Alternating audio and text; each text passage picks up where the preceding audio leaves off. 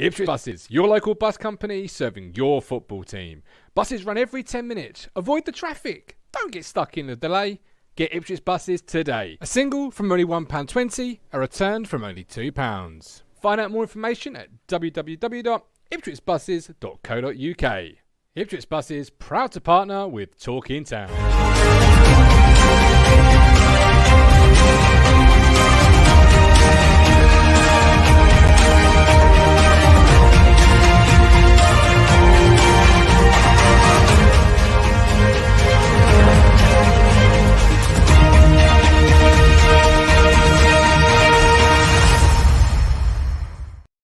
Hello again, my friends, and yes, do not adjust your sets. We are back for a second time. I'm, of course, your host, the Governor. This is John Lyle's Blue Army, Mr. Richard Moss, and the media mogul Matt Phillips back on your screen for a very special Talk To show.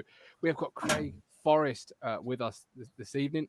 Thoroughly looking forward to this. Craig's a player I often replicated in my living room growing up, chucking myself about off the furniture, making saves that I was watching on the end of season review videos. So I'm looking forward to the stories and speaking to the man. Obviously, being doing backstage, it's been thoroughly entertaining, hence why we are late. Apologies. How are you two feeling ahead of this one? Because I know he's an idol to yourselves as well.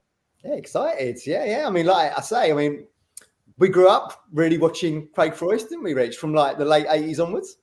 Yeah, like you said, Matt, this is the last time we actually lifted a trophy at Bournemouth Road. 30 years on since 92. Yeah, absolutely. 30 years.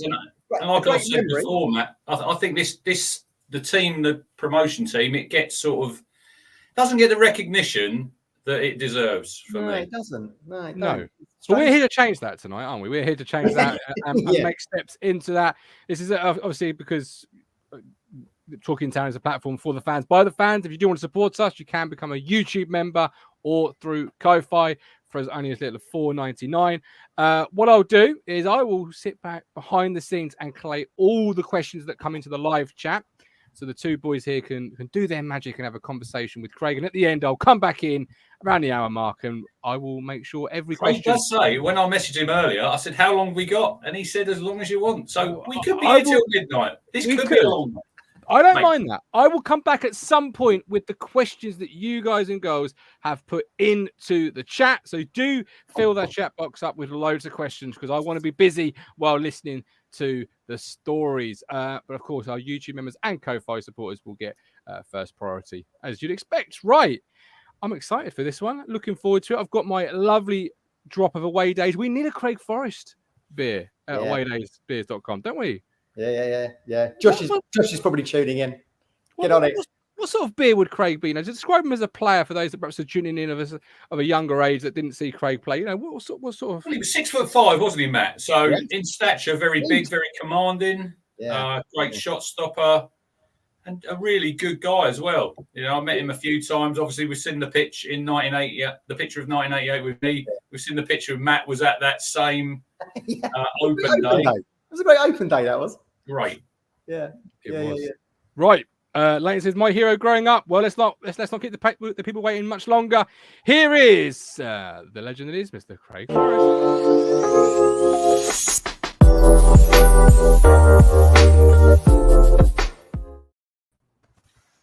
How you doing, Craig? Great to see you.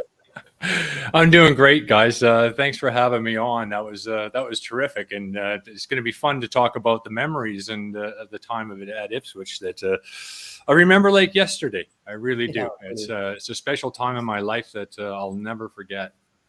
It's February in Canada, quite cold. I remember being on my honeymoon in the Caribbean, and a Canadian guy came out to me and said, "I've got a 15-foot snowdrift in my backyard." Have you got that right now, Craig? Yeah, pretty much. I'm living in an apartment right now. I'm 30 floors up, and I've got a snowdrift actually on my deck.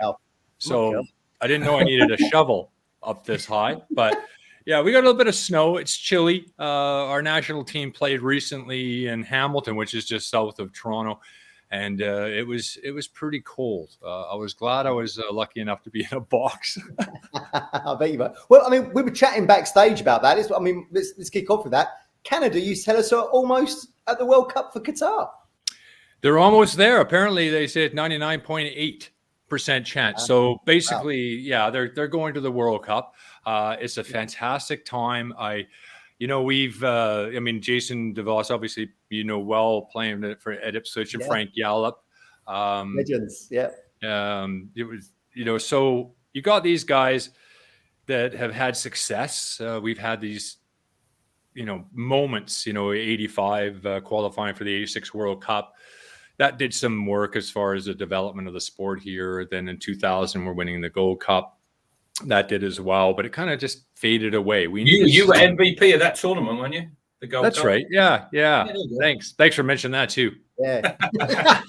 So that was great, but we needed sustainable winning, I think, to make something great. And what has happened with this team is that, and also with the World Cup in 2026 being held in Mexico, Canada, and the United States in an automatic spot, this is going to give Canada, which has always been a sort of third world soccer nation, let's be honest, the opportunity to build on momentum.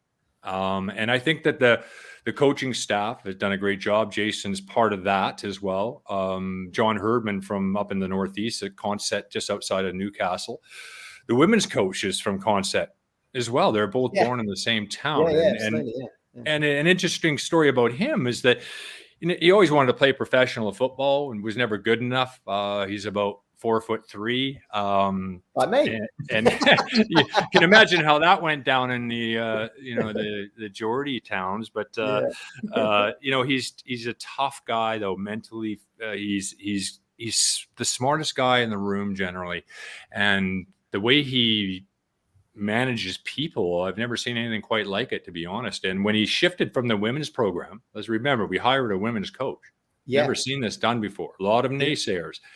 I wasn't worried about that because I knew him well enough that it wasn't about that, international football, but it's also getting the trust of the players of the national team, because they're the ones you got to, convince, not me. So the first impression was important. And I asked him how that went. And he said, well, the night before I was in the fetal position on my couch. I was terrified, and he did such an amazing job, because the Alphonso Davies of the world, the Jonathan Davies that are, playing at Lille at the top level, experienced professionals. Milan Borjan, the goalkeeper, plays for Red Star Belgrade. He needed to convince them, and he did, and they bought into it. And he hasn't missed a beat. And I don't think he's made a bad decision yet.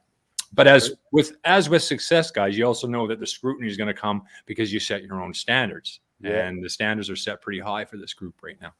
Yeah. Absolutely. So, what would the expectation be when you do get to Qatar, Craig? Ooh, that's a really good question. I personally, I think they have an opportunity and good enough, and they have enough quality in the side to get out of a group. Again, it'll all depend on the group, and and there is a chance it could get into pot 3 as opposed to pot 4, and there's a lot of talk about that. Does it make it easier? Well, potentially, but I think the most important thing is missing one of the giants in pot 2, so you don't get Brazil, Germany, or and then Canada, and then so that's important. So all eyes will be on the World Cup draw as much as anything when that comes around for this team. Yeah, absolutely. Well, I mean, staying with Canada, Craig, how did you get into what you'd call soccer over there?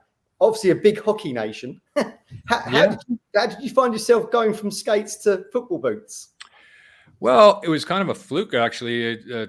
I was playing box lacrosse, and our team was very good. They were a local Coquitlam team just outside Vancouver. I was playing in the under-13 Canadian Championships back east. In Toronto, not far from Toronto, and the goalkeeper for a local side, and a lot of the players crossed over lacrosse and football, and the goalkeeper couldn't get back there. He was going to do an RV trip back across Canada with his family, wasn't going to get back for a tournament. I was asked, do you want to try it? And I remember to this day, I remember where the game was, the location, the first goal I conceded. Very unusual to come into the game that late. And the first goal I could see, it actually ran out of challenged the guy way too early and left myself open for a chip over the top. So I was like, okay, first lesson right there. and I fell in love with it, and just fell in love with the nuances of the position and how many different things it brought into play. And I think some of the sports I played in North America, lacrosse, hockey, and even doing a bit of judo for just physical literacy and be able to fall and these sort of things help in that development as well. So maybe a little made it easier for a goalkeeper to adjust at the age of 12. Your height, Craig. Were you quite tall growing up? Yeah, I'm the same size and weight as I was when I signed for Ipswich when I was 16. Wow. Big kid. I stood next to Terry Butcher.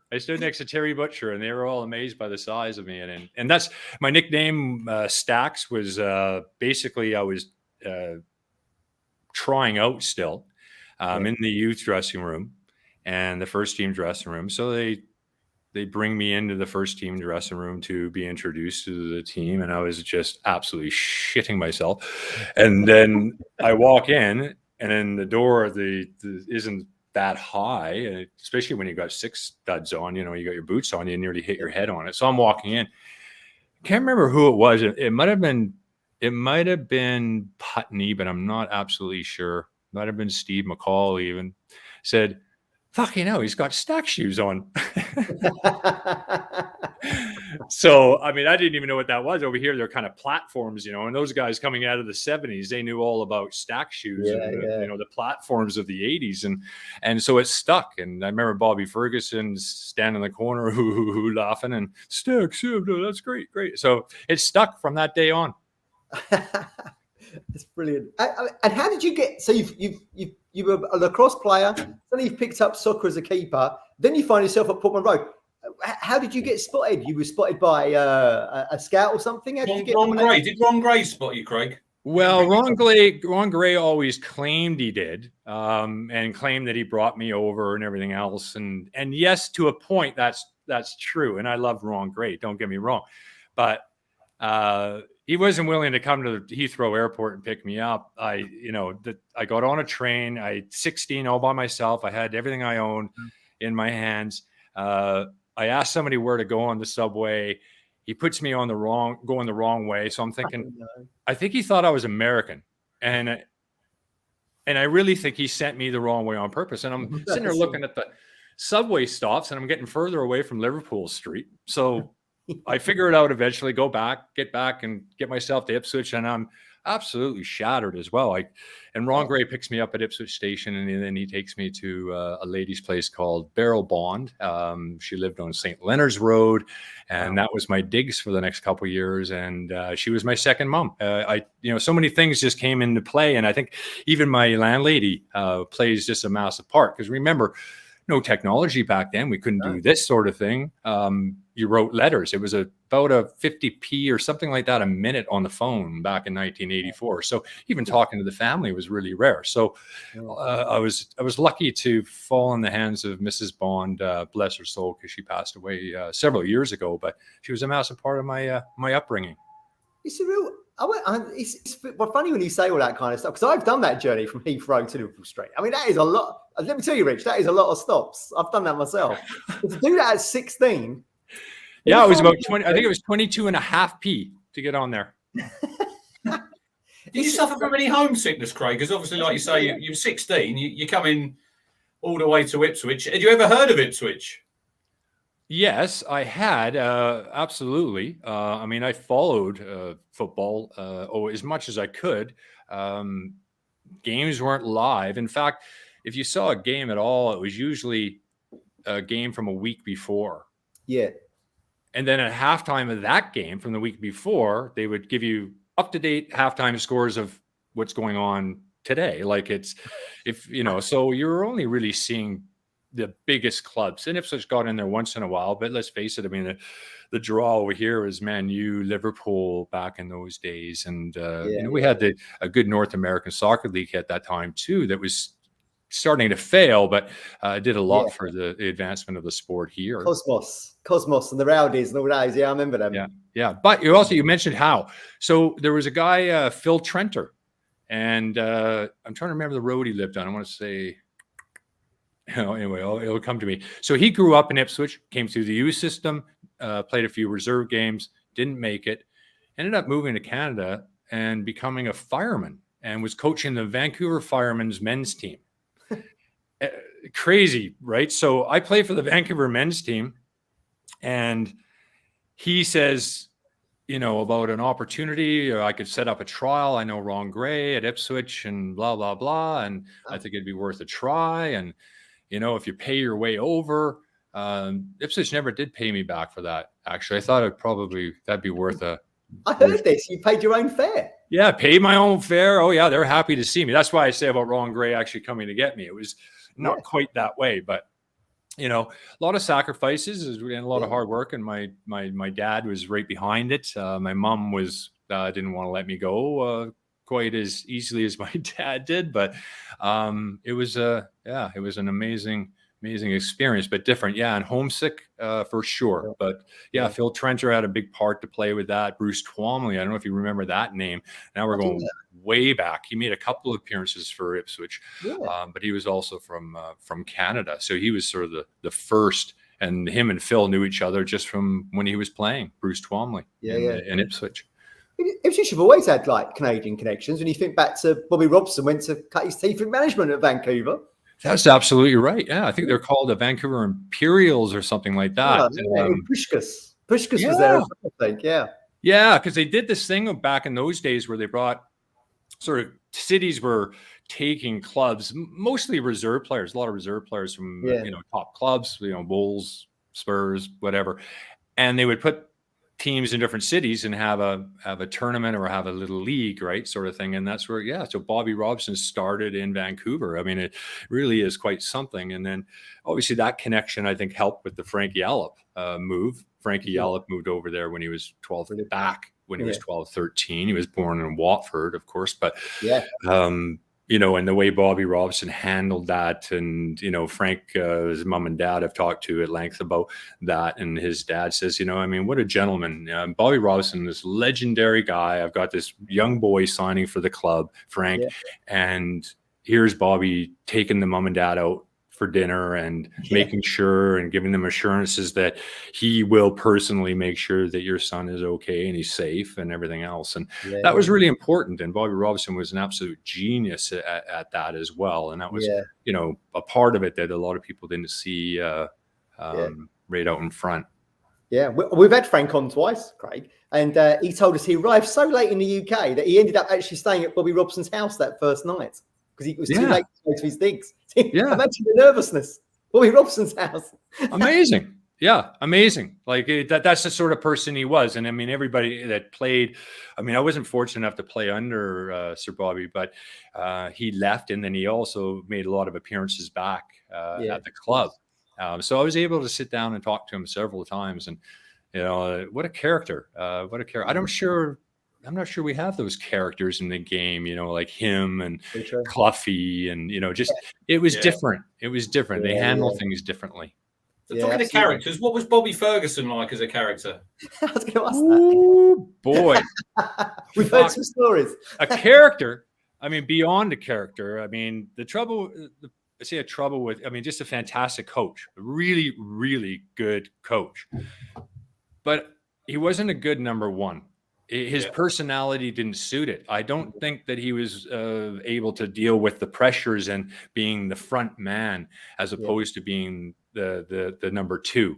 And Bobby Robson also like the good cop, bad cop thing. He always had somebody, Charlie Woods even, or Civil, or or Cyril. Was it Cyril? Cyril. Yeah, Cyril. So guys that were really tough on the players. And John Lyle worked like this. McGibbon was kind of the same thing, or he was the guy who was really getting stuck in the guys, into them, and then you go to the manager and go, John, like Mick's like, really, like what the fuck is going on? Like it's like, it's okay, son, it's okay. You know what I mean? Like, so put your arm around you, I'm the, so set up that sort of system and it worked really, really well. So it was different for Bobby Ferguson to take that position, especially when you're looking at a club that is coming off their golden years, 78, hard, wasn't it, for him? Right? It becomes very, very hard. And as as things changed, it was hard to keep up again with the levels of play. And we talk about standards and the standards that you set, that everybody in Ipswich felt that we should be staying there inevitably and forever. And it was difficult for when you think about the size of Ipswich. I mean, I think this is true that they're the smallest town before Villarreal a couple of years ago to ever win a European trophy. Good point. Yeah. It's like, it's phenomenal what that town has done. Yeah. I mean, when I signed for them, I tell people, when I signed for them, they were one of the biggest clubs in Europe. Like they're successful. They're right at the top of the Premier League or, first division and challenging and coming out of the UEFA Cup and blah, blah, blah. And the first guys I see are, Paul Cooper, like legend, Butcher, Osmond, Eric Gates was amazing. I love that guy. And then Trevor Putney, and he was, his character was Stagles, Cranston. I mean, you could go on. And then also experiencing a couple years after that, relegation. Yeah. It was something that I didn't expect would be so hard hitting for the club. It was really, and that's what sort of took me back, later when we got relegated out of the Premier League, that you just see that it affects a club completely. It affects everything. There's players or people that are work around the club that no longer can work there because the standards and the money just go down. So, you see how it affects that, and it puts pressure on you as a person, as a player when you're playing, because you feel like you're responsible some way, for that. And relegation is more painful than you think on the individuals, at least the ones that really care. It's interesting, Matt, that Craig says about relegation, because obviously the UEFA Cup team, they obviously built the stand, the Pioneer stand. Then they had to sell that team off to pay for that. Right. Then you go forward to 2000, when we got to the Premier League. Yeah. Then we built two stands, the North Stand and the Church. And then we went into administration. So it's quite interesting how obviously we want to improve the ground, Craig, but it's affected football club going forward, hasn't it? Yeah, well, that's happened at several clubs, right? I mean, you look at Wolverhampton, they sat there with one stand for years and years. I played there. Was that miles away from the pitch, wasn't it? Miles. The big stand, on that side. Yeah, it was miles away. And then you had this rickety old stand, main stand. I played there with Colchester when I went on loan there from Ipswich. And it was the weirdest game because one end was empty completely. They were building a new stand or doing something. And then they had the one end zone at one end, which had 15,000 in it. And the whole crowd was 16,000. So when we conceded a goal down the far end away from the crowd at Molyneux, I remember I went in the net, it was silent. And then you hear this, it was like, wow, like they took all the sound to get there. It was just the bizarrest thing. And they had, what was it, Steve Bull playing for them even in the fourth tier. He played in all tiers for them, Stevie Bull. But played for England as a second tier player. That's right. Yeah. That's right. Yeah. You'd never see that now, would you? You guys, you don't look that old, love it. Just going to stop you. So Carl Fuller, Craig, he writes for the East Anglian. So he messaged me saying, can I request that you say hello to Craig Forrest for me tomorrow night? If you get a chance, as I named my son Craig after him nearly 29 years ago. There you go, Craig. What about that? Wow. I hope he's a good lad. Hope he didn't cause him too much trouble. And to give you another little nostalgia thing, Craig, Tim Malden, who's watching us, used to live on St. Leonard's Road. You could have been neighbours. Maybe. So I remember the first, coming from Canada, got a little bit more space here, obviously. And I woke up early because I was jet lagged, Mrs. Bond's place. And I'm sitting there at the window and I'm looking down the street and I'm like, how many people live on this street? Like there's a lot of people live on the street.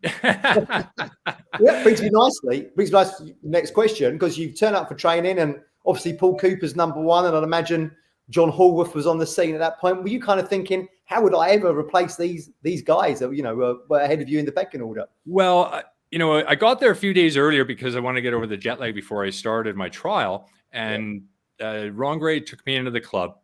There wasn't many around. There's a couple injured players, and Steve McCall was one of them.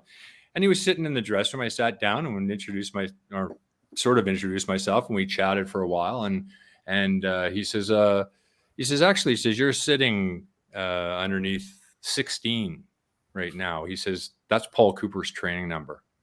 And he says, if you ever wear that 16 number, you'll have accomplished something. Oh, right. Nice. And he also said, remember, enjoy while you're playing. And when you're done, you're done. The phone's going to stop ringing. They're going to stop doing autographs. That's all that shit's going to stop. Just so you know. And that was some of the best advice I ever got. Like it was just day one. Like remember when you're going on your way up, that you're going to see everybody on the way down. And I thought that was an important bit of advice from Steve, and I've never forgotten about it. Yeah. Talking of autographs, Matt, Craig had a really good autograph because you could actually read your name. Yes, I remember this. I've got it loads of times. Well, when I was 16, I got asked for my autograph at some trial out in I don't know where we were, Bury St. Edmunds or something, and we're playing a game.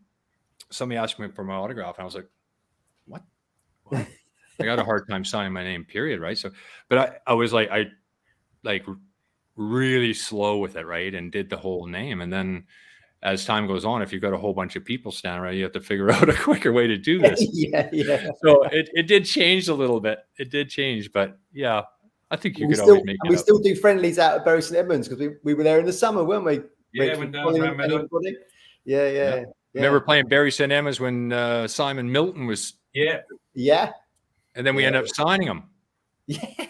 What kind of? I mean, Milt's is still held obviously in high regard, and he's got a big presence on social media, and he does a lot of work with African charity and all that, which I'm sure you know about. But what kind of character was he when he came into the mix?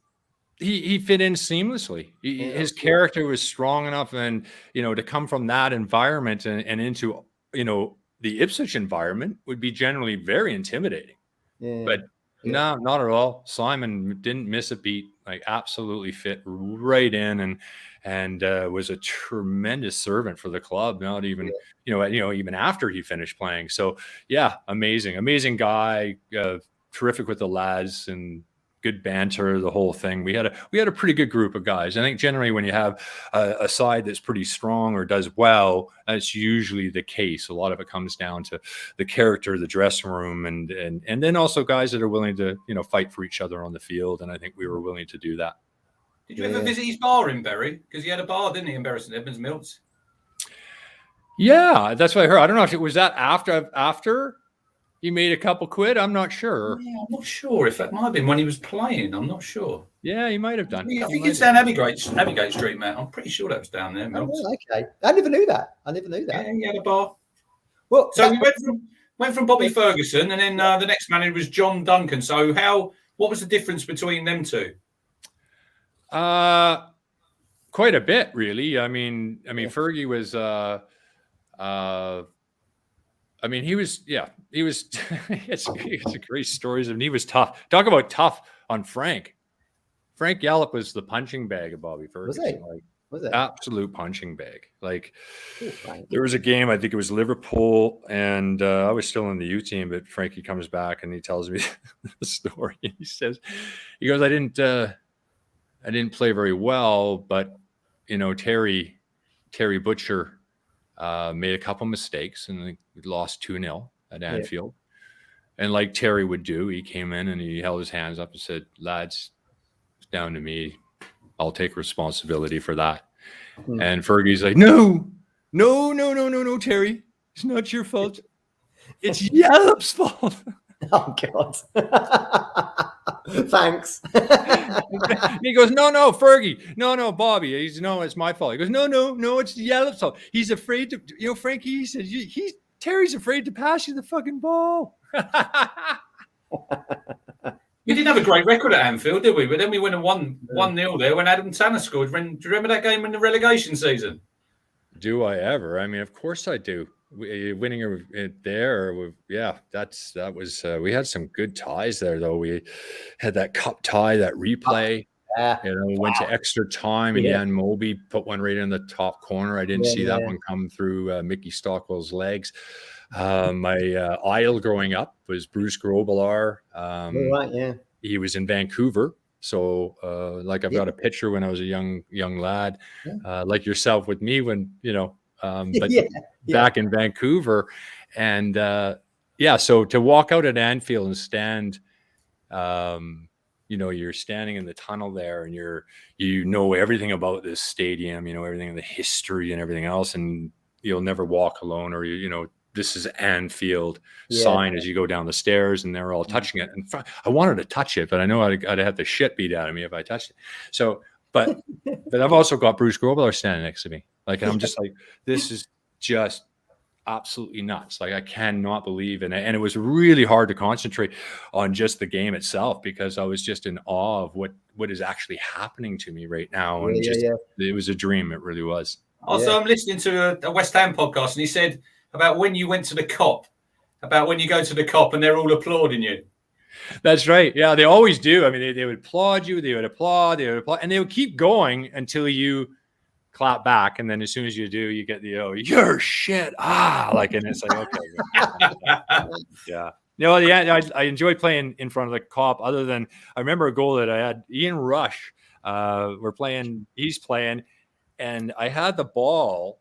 I'm sliding out. I got the ball, and he's got his foot kind of stuck in there, and it seemed like forever. And I was just like, okay.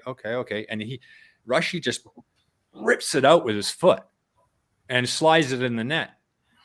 Was that a cup? Was that a cup right in front of the Cop? And I was just like, surely the referee's going to. Yeah, that was a cup game, was it? Was that a League Cup game or something? Yeah, it might have been. I can't remember exactly what it was. Yeah. But I was just like, all right, well, that's in front of the Cop, and that's Rushy, and that's the way things go. It was a little different down there back then as well. The physicality of the game was obviously much different. Yeah. I mean, Grobler was a character, wasn't he? I mean, I remember him growing up, and he was like, we'd not seen anything like him. You remember the European Cup final against Rotherham? On his hands, walking on his hands. Yeah. Goes to pens, and he's doing the wobbly knees. Do you remember that, Rich? Yeah.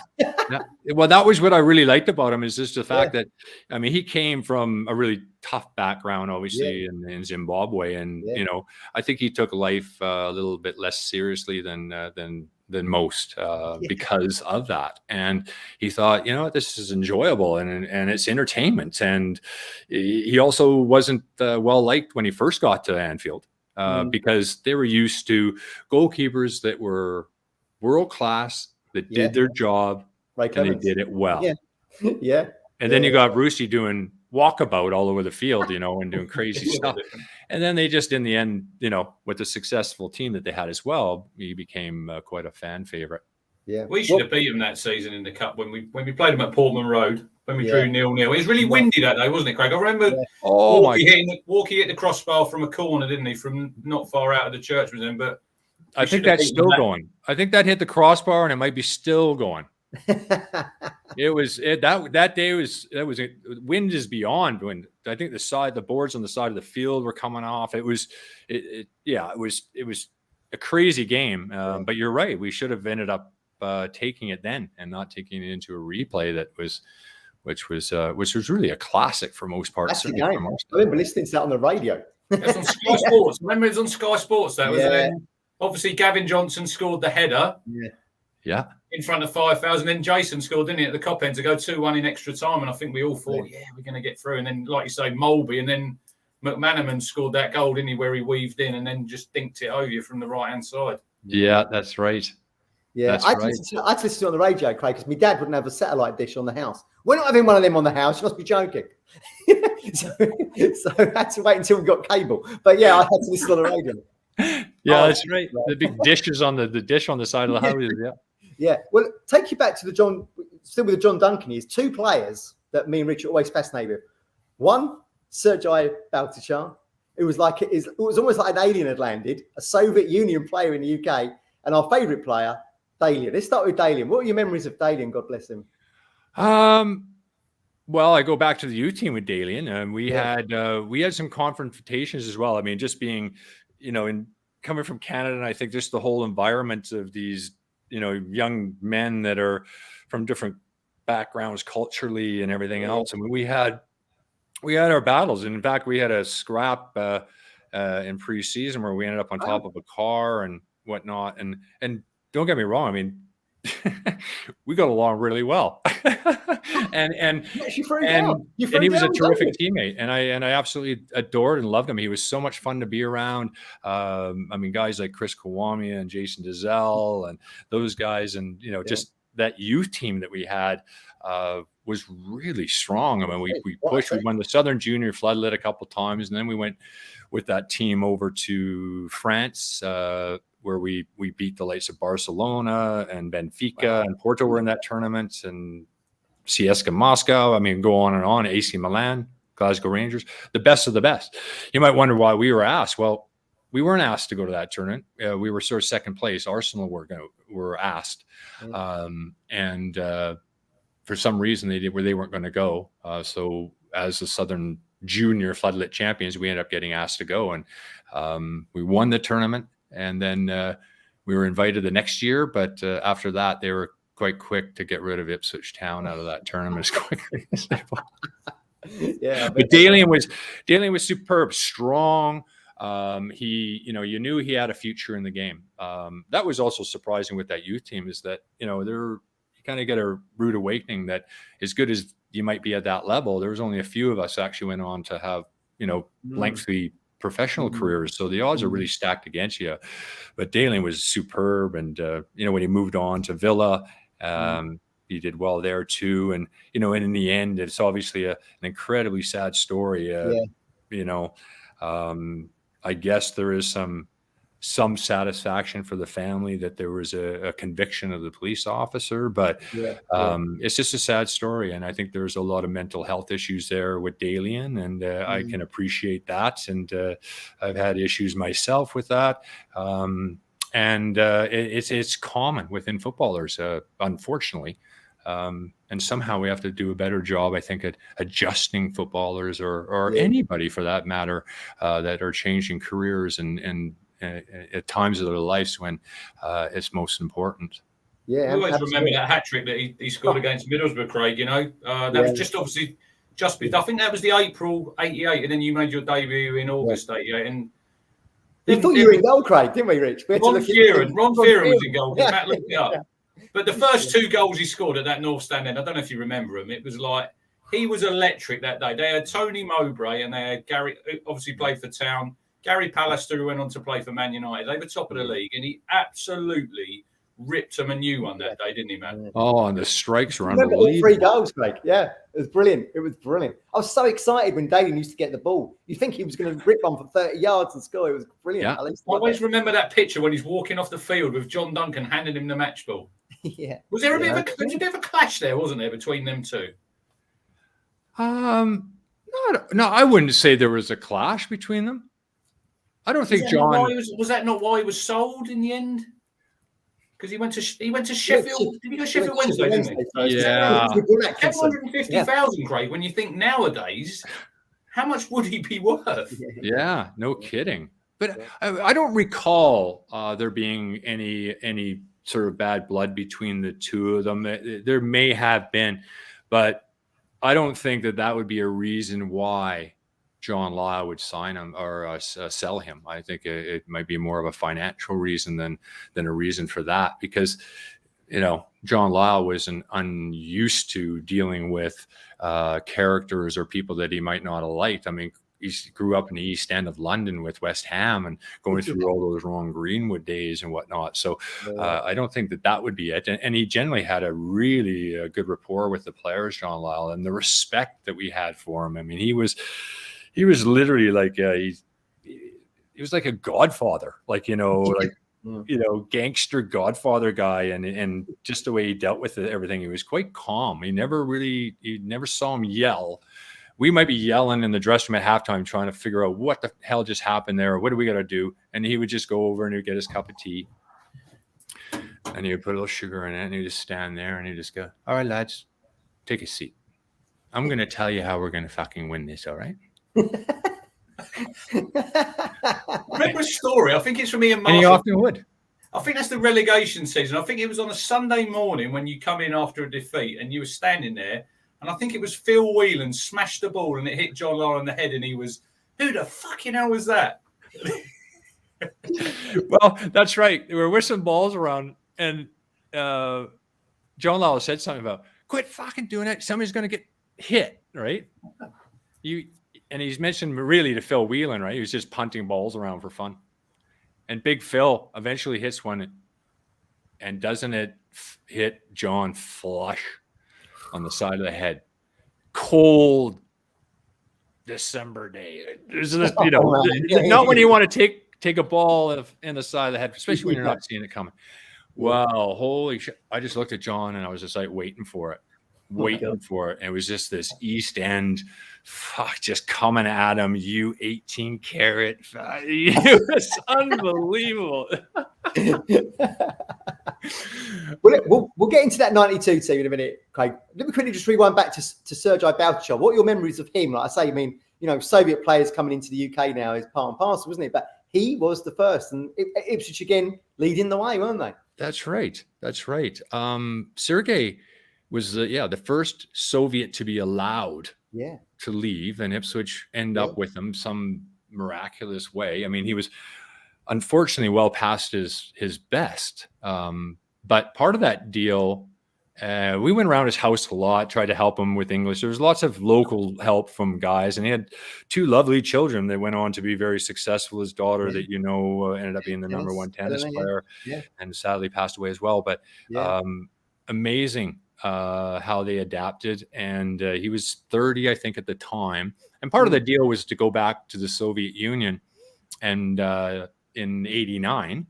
And we were flying all over the place. So we were in Moscow, then we flew all over the place into deep depths of Soviet Union and into Ukraine. We took a train actually from Moscow to Kiev. We were supposed to fly, but we got there. We found out it was a 12-hour train ride, but it was an experience in itself. So it was amazing just to see what it was like in the Soviet Union before the changes. You could see things were changing, especially when we got to Kiev. Demonstrations in Kiev.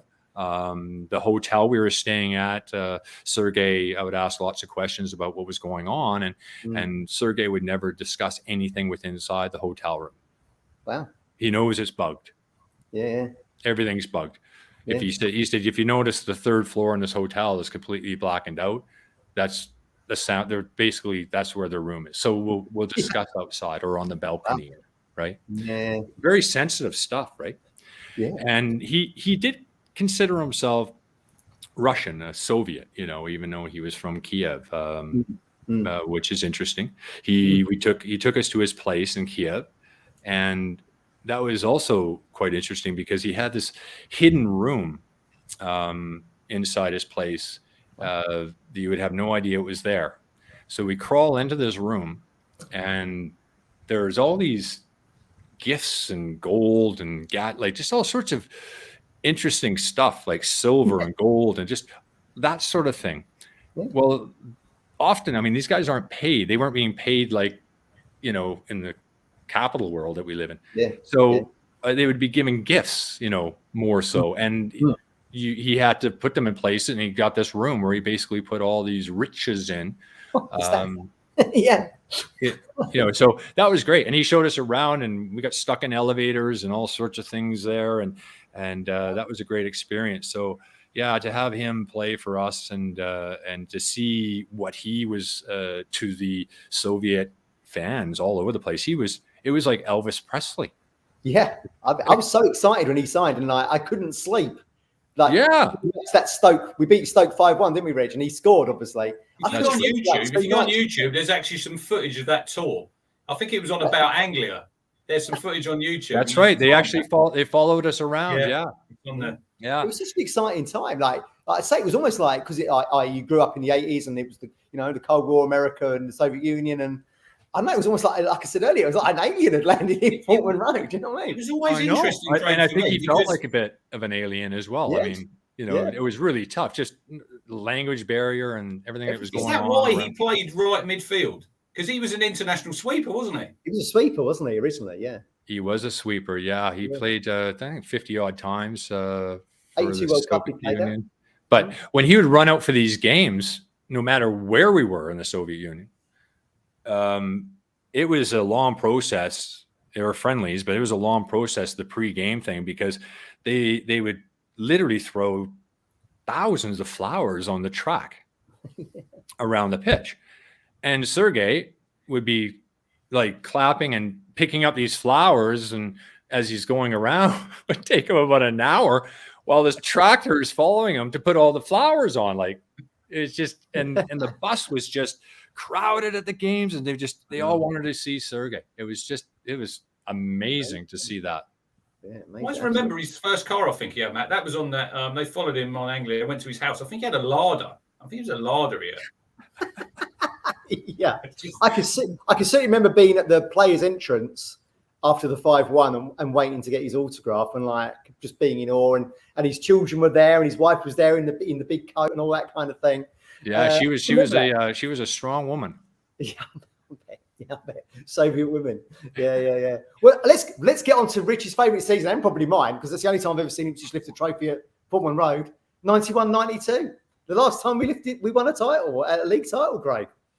Yeah, that was pretty special. I mean, I think I played every game. All 46 games. Yeah.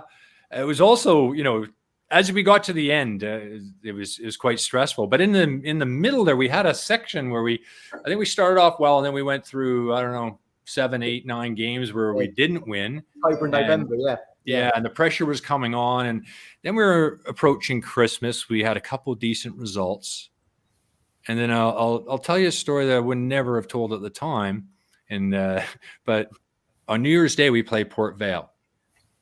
There were several of the lads decided that they were going to go out. Okay. As was the way back then. Right? Yeah.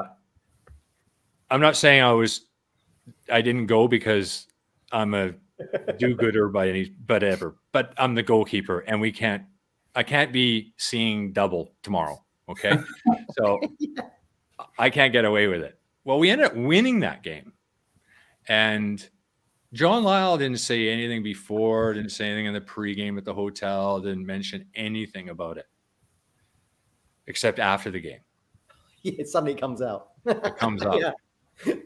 Don't think for a fucking second that I didn't know you lads, a bunch of you lads were out last night. He's like, I know. And just the actual talk about that, the respect that he still gave the players, but showing that he was really, really upset. And he felt let down. I think that resonated with the players in a way that gave us enough for the rest of the season. So he used that real negative, even though we won the game, I believe. He used it in a way to turn it into a positive. And I think that was part of John Lyle's genius about coaching. He was certainly the best coach and manager and the whole deal that I ever had. And it was sad to see him get fired because, in football results are everything, but it wasn't his fault. He kept us in the Premier League. I would say that he was the main person in the reason why we stayed in the Premier League for 3 years with the squad we had, because I don't think many managers could have done that. I just looked it up, Mike. We lost that game 2-1 on New Year's We Day. lost it. Well, there you go. Then you win the next game. Then you win the next game. 2-1. Chris Kiwomya, 2 goals. Yeah. We won 2-1. Oh, we won. Oh, yeah. Sorry, Craig. Yeah, 2-1. Yeah, We lose the 2-1, next game. Sorry, my mistake. Yeah. So who's the ringleaders? You said that some of the lads went out and you stayed in. I can obviously think Kiwomya and Dazella got to be in there. Linnigan. I know David Linnigan. Now you're starting to ask for questions I'm not sure I'm willing to give. But I'm not willing to go down that road. You're getting close. You got close. But I remember that time when John Law was when he was manager, and I think Chrissy, Kay, and Dazelle, they were out it might have been in Hollywoods, and someone had a cake put in their face, didn't they? Oh, and he made them. They had to go and apologise. And I think it might have been in the East Anglian. I see him. They had to go and give. That's right. That's right. Oh, they had some incidents in there. I tell you, had some in there. I remember Frank Yallop's girlfriend, now still wife. She was having her 21st birthday party, and we sort of promised we would go, but we ended up in Barnsley, I think, in the FA Cup, and we lose. So we come back, we go to Hollywoods, and keeping our head down, we're trying to just be as low key as we can, not take any of low key. You're 6'5". Well, that's it, right? Really hard with a mullet. So me and Frankie go over there. I don't know if there were 5 minutes, and the bouncer came over and said, "Lads, I'll give you 5 minutes. Get out of here. I'll hold these guys back, but these guys over here are going to rip you guys apart." I said, "Okay, thanks." I'm gone. Like when we lost games, it was just, you just don't go out. It's just, you just don't. You're asking for trouble. Are you and Frank still in touch all the time, Craig? Please tell me you are. It sounds like you're great pals. Yeah, we are. Very much so. My sister actually out in Vancouver area, Langley, is sort of helping with Frank with his mom, and his dad passed away a few years ago, but his mom's getting elderly and she needs some help. So yeah, our families are pretty intertwined, and yeah, that goes back because I met Frank prior to me going. The year I went to Ipswich is when I first met Frank. He had just made his debut, I believe, at the end of that season against Everton. And was delighted about that. So yeah, he was great. We did some preseason training. He ran me to the ground. We were running up and down stadiums in Vancouver. And I was like, if this is going to be preseason and this is how good you have to be, I'm screwed. I am screwed. Cause he was fast as well. Right. Frankie was a whippet. That season started off a bit strange, didn't it? Am I right? No, I've already got one wrong, the Port Vale result. Am I right in thinking we went 3 up at Bristol Rovers, Rich, and then we drew 3-3? Marcus Stewart. And Devon White, I think we call. Yeah. Devon White, I think, scored a couple that day, Craig. He was a big striker, wasn't he? He was really tall. Yeah, massive. Yeah.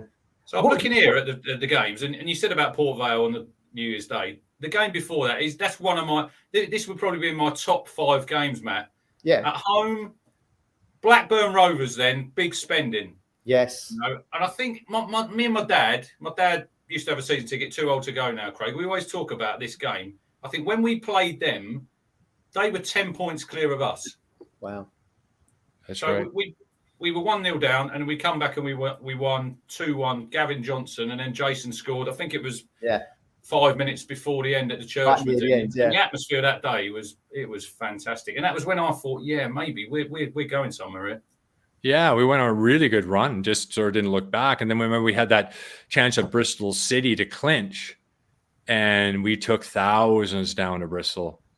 I don't know if you guys went down for that, but it was unbelievable support. We ended up losing 2-1. Andy Cole, was he playing for Bristol that day? Probably. Yeah, I played against Andy Cole with Bristol City. So let's not talk. We will go there about the Andy Cole, but I played with him against just about every club he would play at. He's my nemesis, the guy. But yeah, so we go down there and lose 2-1. And I remember coming back on the bus because we're still feeling good about clinching, but we still had some work to do. I think the next game would then be Oxford because I think that's right. Grimsby was the next game because I remember. Oh, yeah. And what was the result at Grimsby? So going back, first home game of the season, I'm looking at the attendances, just under 9,000, Craig. We played Port Vale, 1-2-1. Yeah. Then you fast forward to Grimsby on the 21st of April, 92. Grimsby at home, you'd probably think normally about 11,000, 12,000. Yeah. Nearly 22,500 that night. And I remember it was 0-0. Jason Gazelle hit the post at the church minute. It was about 5 minutes in. If we'd have won that night, we would have clinched promotion. Then obviously you go to Oxford, don't you, at the Manor Ground? Yeah. I remember coming back from City and all these Ipswich cars are passing us and whatever. And they were so hoping to have a party, right? And they didn't get it. And I remember them passing our bus and they were just like, they were just giving it to us. You guys, come on. So the pressures are mounted, but man, that Oxford experience and clinching down there, and then all the fans coming on the field, it was that was amazing. That was a really amazing time. So much fun. The game I remember obviously the Brighton game because I was there, but I also remember, Rich, the 3-2 against Newcastle. Yeah, but be in the comments there. That's another game. I think Gavin Peacock scored 2. I think Kevin Keegan hadn't been gaffer there that long, had he, at Newcastle? I think he came in They were struggling, weren't they? They were down near the bottom of the league. Bottom, weren't they? Yeah. Kiwomya Walker and Whittam got the goals that day. But I mean, that's always one that sticks in my mind. But obviously Brighton, when we won 3-1 and we at the end, the celebration, we're already done. Yeah, that was amazing as well. That was just great day, beautiful sunny day. Yeah. That was nice to not have the pressure to actually have to beat Brighton on that day, and we put in a decent performance, and it was a really good celebration that I'll never forget for sure. Yeah, and you mentioned Steve Whitten. Yeah. Excuse me. Steve Whitten was also very instrumental the way we played with him, especially how we hit him on diagonals and his heading ability to knock it back into the central positions for Chris Kiwomya and just the positioning of where John Lyle would put Chris as well. A very key point was that he'd always want Chris just inside the 18-yard box when he was receiving the ball. So the reason being is he was hoping for a challenge, and he's right by saying that they're not going to want to challenge you there. But Chris, you're taking the ball outside the box. We want you get in there, make a run, receive the ball in the box. It's going to change everything, right? So just these little things that John Lyle would bring into play. But yeah, Steve Whitten's ability on that side was a big part of our success. Well, just seeing we've got Colin in the chat now. Colin, we call the greatest of all time, Craig, the GOAT. He's been going to Ipswich since the 60s. Started with his dad, and he says he was on the pitch that day with his dad. But he mentioned earlier someone I always think flies under the radar a little bit. We got Paul Goddard on a free, didn't we, from Millwall? Even though he's a West Ham legend, he'd gone to Millwall and then comes to us. What kind of inspiration and leadership did he show in the dressing room? Obviously, was one of Lyle's lieutenants, wasn't he, from back in the West Ham days? Exactly. I mean, Paul had incredible experience, because he was he in Newcastle before and he came to us? I'm not sure, but he scored a few important goals, for us, and he was a great addition to the squad, and his experience and putting that across the players was something quite refreshing, because a lot of players can't put that articulately across, and Paul Goddard had that ability. I think that's why when he went into coaching afterwards and development that he was quite successful and very well respected doing that. But it's a really solid guy, and certainly helped me a lot too, with just some of the things he helped me with in goaltending and what strikers are thinking about when they're coming in on net, because that's obviously important. And just like he wanted to know my thoughts about what I'm thinking when he's coming in on these different positions and angles, Yeah, absolutely. In terms of like going into the Premier League, then, so we've got promoted. We go into the Premier League, and it's easy, isn't it, for everyone to mention that the 9-0. We all know that as Ipswich fans and players, right? But there was a game at Old Trafford, Craig, which was played, I think, in the snow. It was really frosty, 0-0. And when you look back at the reports, it says Craig Forrest plays a blinder. What's your memories of that trip to Old Trafford? Because that's right. That was I believe that was my first appearance there. Yeah, Pallister, Steve Bruce were playing. Yeah. Did you not play this season before? The first season in the Premier League, I think we drew 1-1, didn't we? Oh, was that? That's right. We did. Okay, I wasn't sure which one was around. Yeah, things were going pretty well at Old Trafford until '95, I guess. But I remember it well. I mean, how can you not? Again, big results at big clubs is always something you never forget. And we did quite well there. And I remember Alex Ferguson pulling John Lyle aside. And because in the 0-0 game, I believe it was, we never played with an out-and-out striker. We didn't play with a striker at all. So Chris Kiwomya was stuck way out on the right hand side, and so we clogged the wings, forced everything inside, tried to frustrate them, which we did, and just the way he went about that game was, like, from a tactical point of view, was just genius.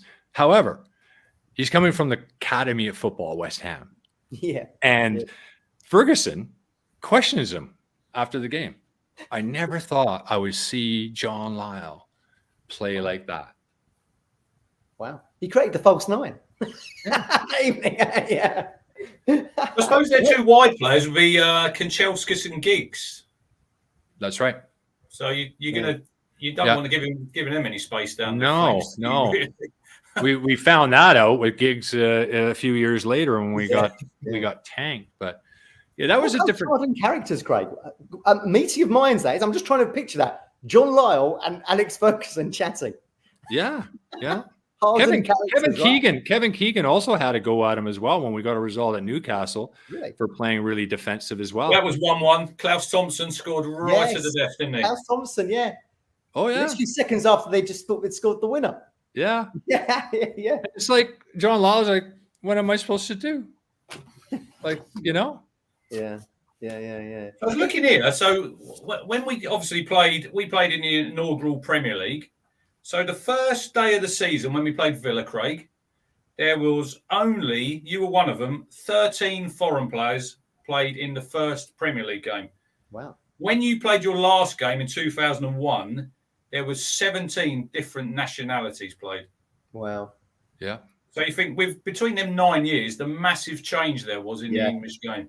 Massive. I mean, we started at Ipswich. You remember, like Adrian Paz came over, Boncho Genchev came over. So we had dabbled in the foreign market a little bit, but not a ton. I mean, going back to Bobby Robson, he did, of course, and actually going back to that, a lot of people didn't think that would work. Franz Tyson or Almiron, they're going to get the crap kicked out of them in this league. It's not going to work. They're too tippy-tappy, and he proved that wrong. So I think that also helped with me as being a foreigner that in rural Ipswich, that it was something that was already ingrained in the club that, hey, we're going to, this is the way we're going to go. We don't care where they're from. So I think that barrier was broken by Murin and Tyson at Ipswich for guys like me, I think, a little bit, down the road. But yeah, it started to come in really thick and fast. And that last game, when I was playing with West Ham at Liverpool, it was just 17 different internationals, and it changed. And my loan spell at Chelsea, I think there was only a couple, almost entirely foreign in 97 as well. There's a couple of Brits. Jody Morris was playing, Clark was playing. But other than that, they're all foreigners pretty much. So it was starting to change. It was definitely starting to change. But I also didn't feel a foreigner. I was there for 8 years already. I was like, You talked about obviously the 91-92. You played 46 games. You played the whole season. The first season in the Premier League, you only played 11 games. So you got a red card. You probably remember against Sheffield United, didn't you? After, I think it was 2 or 3 minutes, wasn't it, Matt? Yeah. Adrian Littlejohn. I think you lifted him about 10 foot in the air at the. I absolutely helicoptered him, didn't I? Yeah. It's going to be the quickest red card for an Ipswich player at Portman Road, I think, Craig. If anyone could tell me in the comments one quicker, I can't think of one. Yeah, no, me neither. And an interesting thing, I was listening to, actually, I don't know how long ago, a few years back, about the commentary about the sending off and how Hansen and there's a few of them were like, I don't think it's the sending off. Yeah, after they were analysing it on Match of the Day, because I don't think they sent you off. It wasn't a professional foul, was it? I think I see the interview with Mick McGivern. There's an interview with Mick McGivern. I think they sent you off for dangerous play, and apparently they said that was one of Eddie House's best games for Town because he played 3 minutes. They obviously had to take him off and put Clive Baker on. Yeah, that's right. Clive Baker, what a great guy he was out of Barnsley, man. Oh man, how was that, Craig? Where you were used to playing every single week, and then all of a sudden you're not playing every week. Yeah, well, I mean, I had a lot of injury issues that first year as well. That kept me out of the team. Sort of had that for a few years, really. Just nothing really too lengthy, but certainly that first year I was out for a considerable amount of time with injuries. So it's a part and parcel of the game. And we always had solid guys. I mean, Ron Fearon was there. I mean, Clive Baker was there. I mean, I remember Ron Fearon, he came out of Wichita, Kansas indoor team. Oh my God. Like Phil Parks played 3 games for Town. Oh, Phil Parks. Talk about another West Ham legend. I mean, my goodness. He was a great goalkeeper coach too. And then he would step in and he's big, soft centered man when he was coaching us, and he would join in and he just looked at me. He's just like, you could just see the class. Like what a goalkeeper. Like, fantastic. Yeah. The way he held on, like everything just stuck, and it was just amazing. Absolutely amazing. It's interesting you say about everything. That's interesting. Craig says that, Matt, about everything sticking. Yeah. How do you think you would get on nowadays playing in goal? Because obviously, it's totally different, isn't it? When you used to play, it was probably you're in there, keep the ball out of the net. Now you see all these keepers like Edison, Allison at Liverpool spraying these 70-yard passes. It's totally different nowadays, isn't it?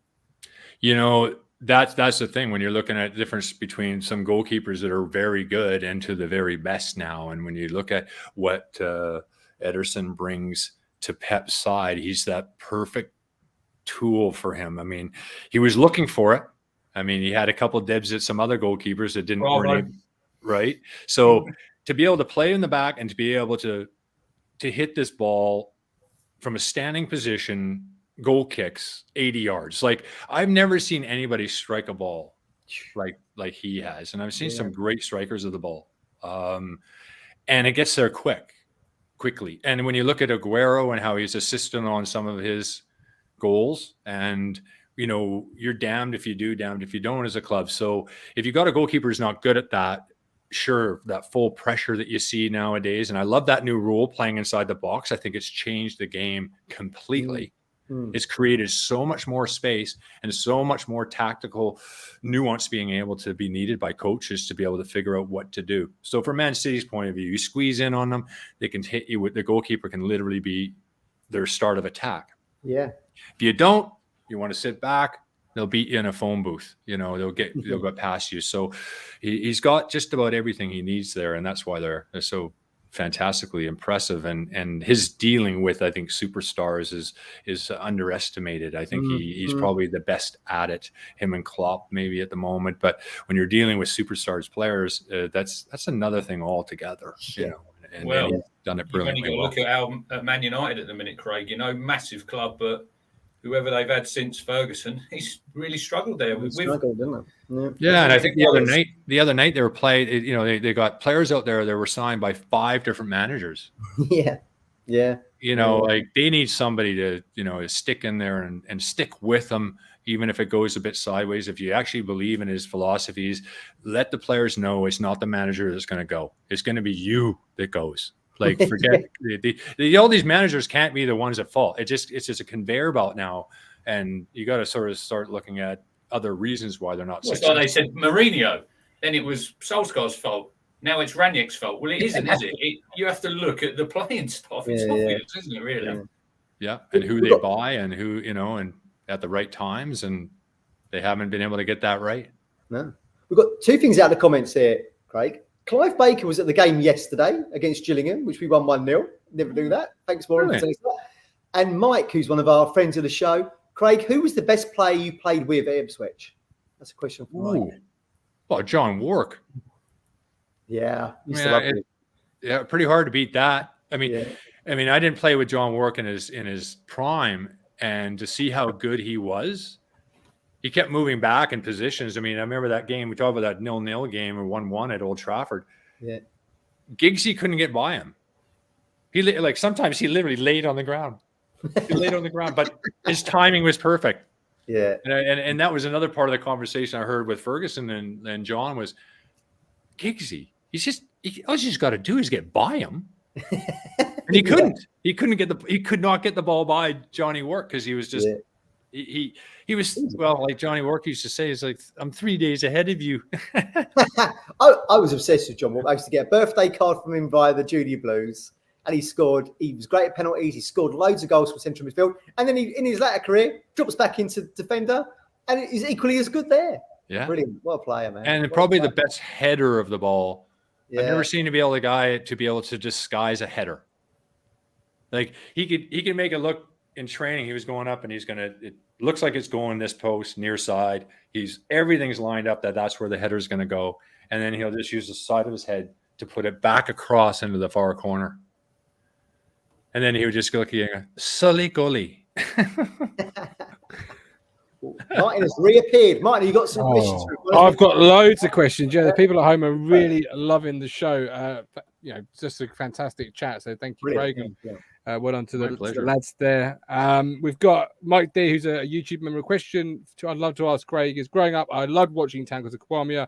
Don't know about Thatcher, but Dane was the reason I loved the club. Was he one of the best players you've played with? I know you've mentioned Dalian earlier in the show, but was he one of the best players you played with, or who was the best player you played with? Well, I mean, from an attacking point of view, in the first team, we never had a chance to really play a ton with Dalian. Not as much as like I did with Chris Kawamia. So if you're going to look at the power and the strength and sort of what he did in his all-in-all career and what he did after, he'd certainly be up there. But there were some great players. I mean, Jason Dizelle was an exceptional player for us that did very well too. Strikers, Kawamia, always in the right place at the right time. His pace was his major point. I mean, I think he scored most of his goals inside the 6-yard box, but he also rounded Schmeichel. I remember at that home game against Man United, just absolute whip it. So that pace was incredibly good for our ability to get out or get behind defenders, and he scored some really important goals for us as well. So Dalian was special for sure. Yeah. Just because you keep mentioning Old Trafford, I've got a few questions regarding that fateful afternoon. Do we have to go there? Well, Mike D asked, does Craig think Ince's goal was legit? The which one? The Ince free kick. It was. The referee was Graham Pohl. I remember that. Yeah. And other than actually taking his referee jersey off and running up the sidelines with Giggsy, I don't think he could have enjoyed that game anymore. No, I agree. He was so because you let 9 in there for Town, and then you let 7 in when you played at Old Trafford for West Ham, didn't you? Yeah, and that was we come out of the Gold Cup, playing Colombia and Mexico, and we're absolutely killing it. Yeah. Felt like I get my fingertips on everything. Wasn't going to get beat, and I get on a plane. And I show up in Manchester, and I couldn't get my fingers to anything. It's just crazy.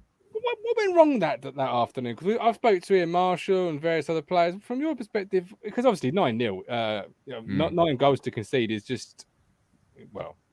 Well, there's a few things around that. Going to the pregame chat with George Burley was they will not expect us to attack. Okay, he was right. Right. They didn't expect it at all. And we left space behind from the halfway against the fastest players in the friggin' world, and we're just getting creamed. And it was something else, as well as remember Blackburn and United were neck and neck, so they were looking at this as potential tie goal differential. So it was one of those games where most of the time you're gonna play it out, no injuries. You're not literally going for more goals. You very rarely see that, but that was the case. Ferguson was just keep going, keep piling it on, and let's hope that it turns into like a 4-point game if we can somehow tie with Blackburn and be ahead on goal differential. So that came into play, and then the fact that we were really lambs to the slaughter at that point. The team had completely lost confidence in that we were going to stay up, and I think it was just a beating that we've taken on and on during the season that was partly to blame for that as well. Yeah, you'll see on the Ipswich timelines now, Craig, if there's a game that's 5, 6 or 7, the Ipswich fans on Twitter will be saying free the Ipswich 9, because we're obviously hoping that someone gets 10 one day, because Leicester obviously beat Southampton, didn't they? United. I think the monkey's off our back now, because Southampton have got 2 9-0s against them. 2 9-0s. And that was at home. Yeah. That's worse. Right? If that's not worse than 9-0, I'll take Matt 9-0 of United as opposed to losing 9 at home. I mean, come on. But no, you're right. I mean, I know there's always, if I'm not paying attention to the Premier League and I know there's a game that's going out of control, if it's 4-0 after a half an hour, my phone's buzzing. You got to start watching. It's been like that for 20 years. It's nuts. Andy asks, who was Craig's main inspiration and why did you choose Ipswich? Well, I said, way back when Phil Trenter, a local Ipswich lad, and the reason that was sort of the connection with Ipswich as well, and Frank Yallop. But my main inspiration, I'm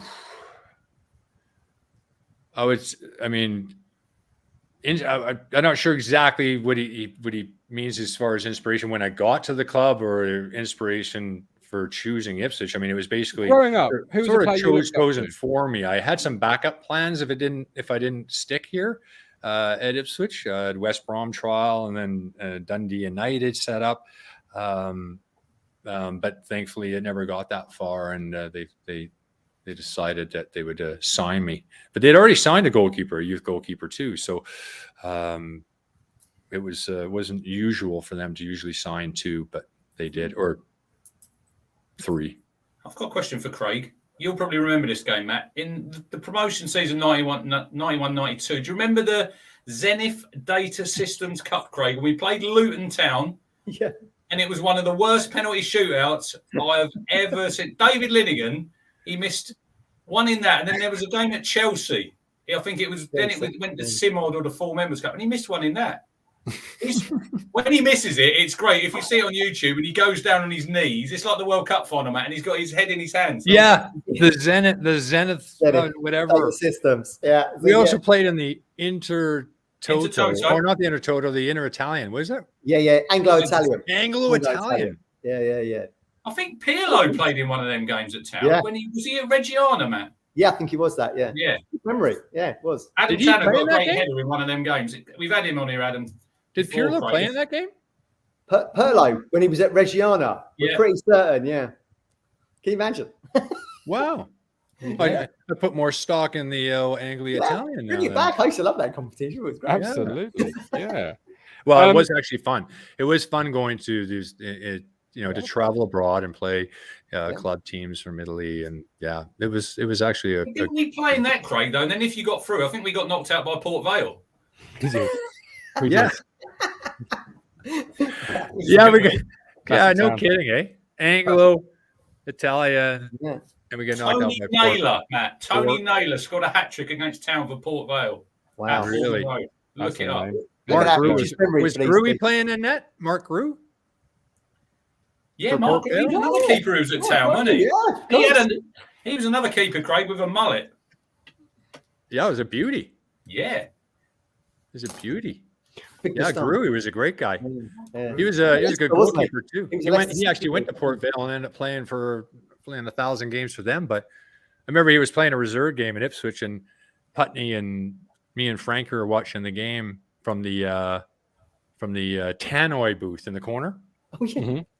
And nobody in the stands. Fergie's up halfway line there watching in the director's box, right? And it's just 100, you know how it is, a few hundred people watching the reserve game. Yeah. The ball comes in and Gruey comes in, great catch. He takes a nice cross on this corner, and Putney gets on the tannoy and he flicks it on, and he's like, "Well taken, Gruey." You don't get stuff like that anymore. Dan in the comments says he thinks it was Brescia that Pirlo played against us. Oh, yeah. But yeah, back in the day, Craig, it used to be like nowadays it's 23s football, and if you watch them games, there's no tackling, no nothing. It was the football combination, wasn't it? Back in probably when you come to the club. Combination, yeah. Combination of what, football and tackles? The actual league. Football combination reserve league or something. Yeah. Oh yeah, that's right. The combination of areas, like that's right. Regional areas, yeah. Yeah, that's right. And quite honestly, I think that they've got it right more now when you think about the loan spells. Kind of anyway. But from a development standpoint, why play in these reserve leagues when you can gain some professional experience at a lower division in the real thing?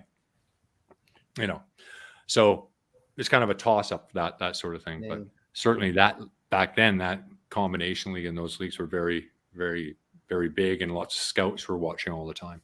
Yeah. A personal question, I guess, as a goalkeeper, why trousers? Because obviously that's not something you often see with a keeper. Dimitri Karin was a great trouser wearer, Craig. Yeah. And that guy at Palace. Who was the guy at Palace? Gabor Kirai.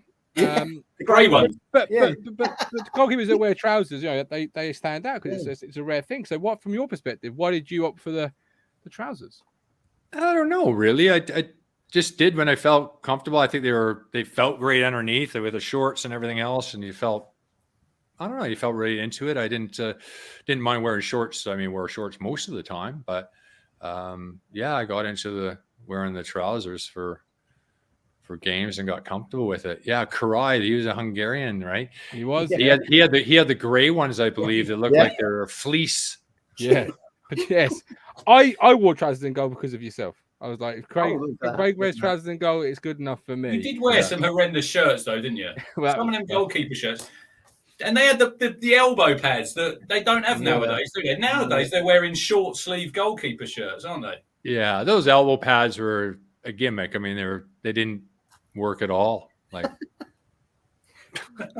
just like the finger safe gloves. To me, as a pro, they were absolutely useless. Yeah. Lee, go on, Matt. Go on, mate. Go. Lee Bayliss, Craig, what's the best ground you've played at and the coldest? The best ground I played at? Ever? What's Azteca. Okay. Big stadium, that, isn't it? Mexico City. Yeah. I mean, you can't beat it, really. I got there and I'm like, well, first of all, we're talking about lands to the slaughter. Woo. Yeah. Altitude, playing the midday, stadium's full 2 hours before the game. We had 120,000, 130,000 maybe packed in there. Wow. Moat around it, history, game of the century, Pele, Maradona goal of the century. You know what I mean? Like it's like it's incredible. It really is. How did you control your nerves before that? You're only human. Your heart's gonna be beating a little bit, isn't it? Even though it's your job. Yeah. Well, I also knew I was getting ready for a slaughter. Like I'm going to be busy, like really, really busy. In a World Cup qualifier, I remember we did really well. I made several saves in the first half and we came off 0-0. But our trouble was we had a hard time possessing the ball. And if you're in altitude, that's something you have to do. Otherwise, you're just chasing shadows and you're going to be like, you're out of breath. Yeah. A few guys on intravenous after the game is sick and, pollution and all these things come into play, right? So I come into the dressing room at halftime and I'm like, halfway there, right? Like, come on, lads, 45 minutes, like 45 minutes. I'm looking around the dressing room and they got froth coming out of their mouths and they're just like, they're looking at me like they can't, like they're just done. Yeah. And I just was like, okay, this is going to be, I don't think this is going to happen. Well, how about the coldest? Where was the coldest you've ever played at? The coldest? Yeah, the coldest. That's what Lee wants to know. Yeah, from temperature-wise? Yeah, where you've been freezing the nether regions. Well, that was asked to me too, because recently the U.S., after playing against Canada, they just played minus 19 in one of the coldest games ever. Yeah. Hypothermia. So when they played here a couple of days before, it wasn't quite as bad. It was like minus 8 or 9, which was well cold enough. But I think it was in England, it would have been, I mean, just under freezing. But the trouble is with the frozen pitch, the games are usually called off, right? Yeah. We didn't have that undersoil heating that most grounds have now. So you can get away with that. So as soon as you couldn't get, the referee would go out and you couldn't get a stud in, it was rock hard. It was generally called off. When I was playing, prior to that, the guys would have these leather. Did you ever see those leather studs that they put in that had 3 nails? So there's three. Yeah, they're basically 3 nails and a leather stud. And as you got onto the concrete, you scuff them, and that top layer comes off if the referee ever checked before. And then you're left with 3 nails. I've got down the side of my thigh, I've got 3 nails, like basically scarred from a guy just taking me out at the thigh. And that was just get great grip. And that was when they played, when the pitches were solid. And these nail studs would come out of nowhere, and the lads would put them on. Ouch. Stephen Parry, do you players from your generation feel a little hard done by now seeing the money in the game, or was the attitude different? In a word, yes. I would. Well, and then also you have to realize that, guys like John Wark, Yeah. my memory serves me right. I think his top salary at Liverpool, £2,700 a week or something. Yeah. Top goal scorer from midfield. So you're always going to be the athlete that's always a little bit, late to the party, I guess. Yeah. But you have to also think that how lucky we were, and the money was more than fair. I had no issues with that, and I'm also glad that these guys can make what they can now. But the mass majority of footballers, let's face it, professional footballers, 90% of footballers around the world, don't make that much money. And most people we concentrate on the top end, but in reality, that's not the case for most. Absolutely.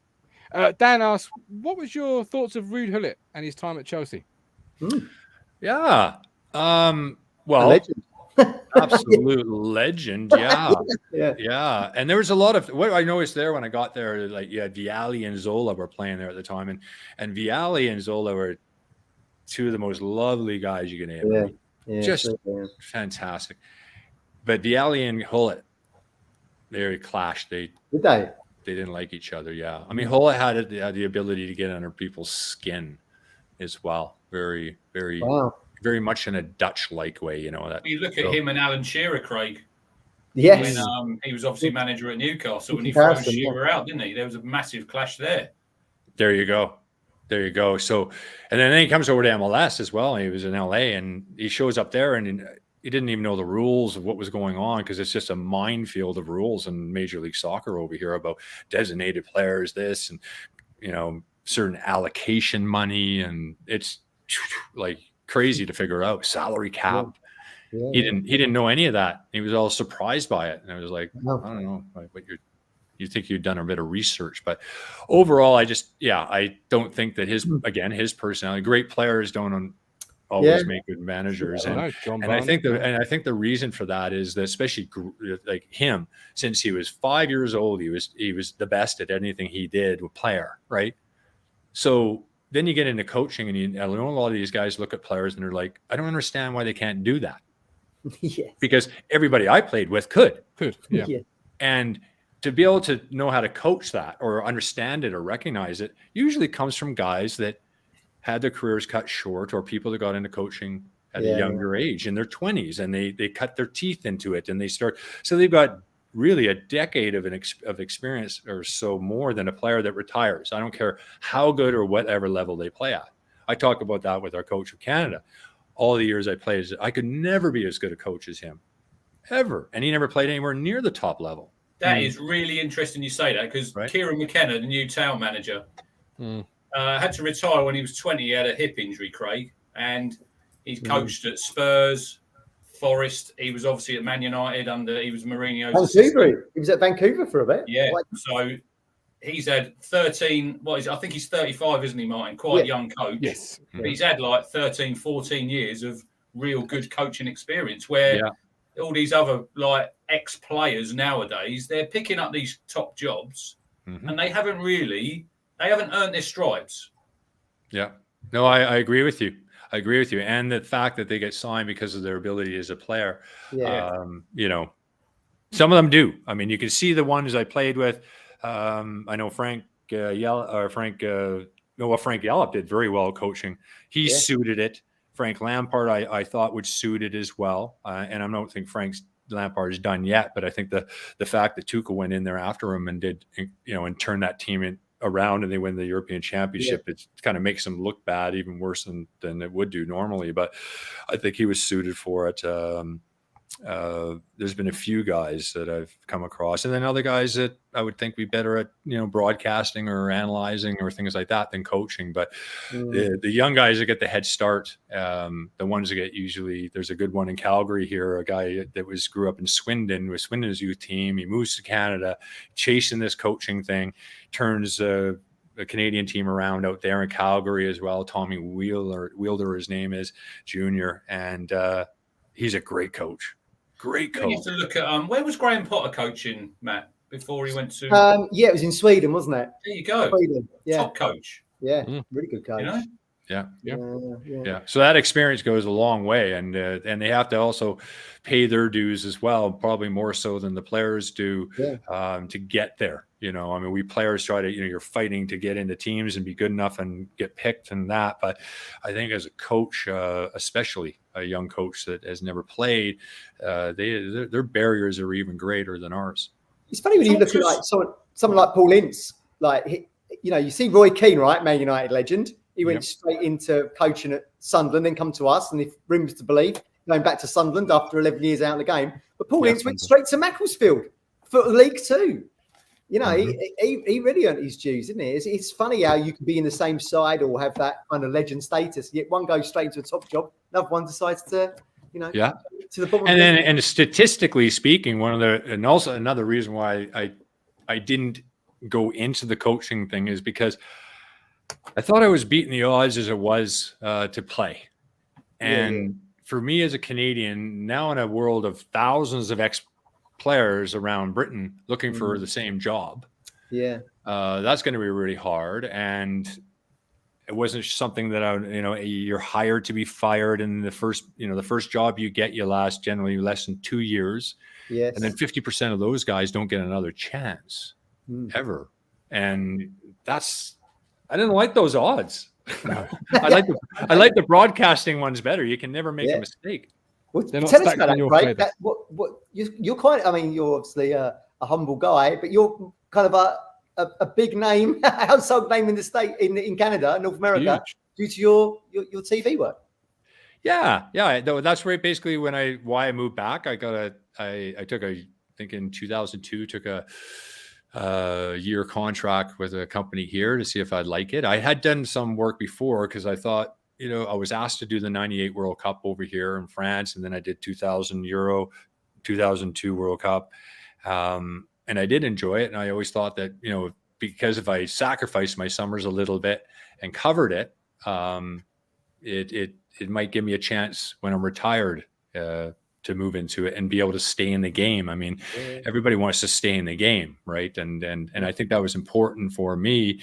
Certainly when I look at how hard it is for some guys to retire, that I never had my umbilical cord cut. It was this constant attachment to the sport until recently when, the likes of DAZN and these streaming companies are coming into play that, they can be, service from anywhere in the world. So that certainly cut into the jobs in Canada all of a sudden, which was unfortunate, but that's the way it goes. Yeah, absolutely. Well, DAZN, people don't realise DAZN have been on the table for ages to try and buy BT Sport here in the UK. It looks like it's going to be Discovery Plus now, which is linked to Disney, I believe, and Eurosport. But yeah, just goes to show. So did that DAZN deal go through, guys? No, it looks like it's going to be Discovery / Disney and Eurosport. I think are going to take it on. Yeah. Big deal though. Huge amounts of money they're talking now. Can I just talk to Craig about, obviously you said about 2002, the contract. Can you talk to us about, if you don't mind, when you had the testicular cancer when you were at West Ham back in 2000? I think it's really important because obviously as men, look, we like to give this sort of bravado, sometimes. And obviously, just talk to us about what you went through. Yeah, you're right. It's important. And in Canada, for instance, as far as the awareness of testicular cancer, they're miles behind what they are in the UK. There's all sorts of groups over there, Balls to Cancer and a whole bunch of them that are helping with awareness and men to check themselves, because you're right. We tend to not do that. And if something's not quite right, we're the last ones to go to the hospital or get checked. Fortunately enough, being attached to West Ham at the time and being comfortable enough to talk to my physiotherapist about it from home, the first time I felt like I had a lump on my ball. And then so I asked him, and I think it was a Friday. And he said, okay, we'll get you sorted out on Monday or Tuesday, game on the weekend, whatever.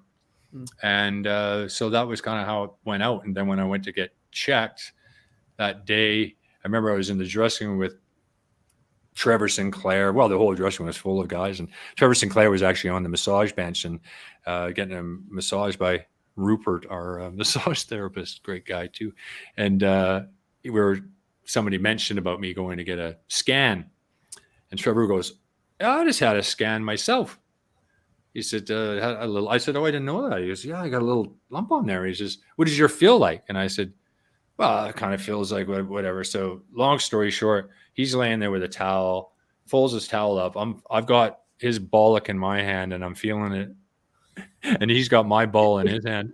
And we're standing there and he's like, yeah, yours feels nothing like mine. I go, yeah, right. Doesn't feel anything like mine.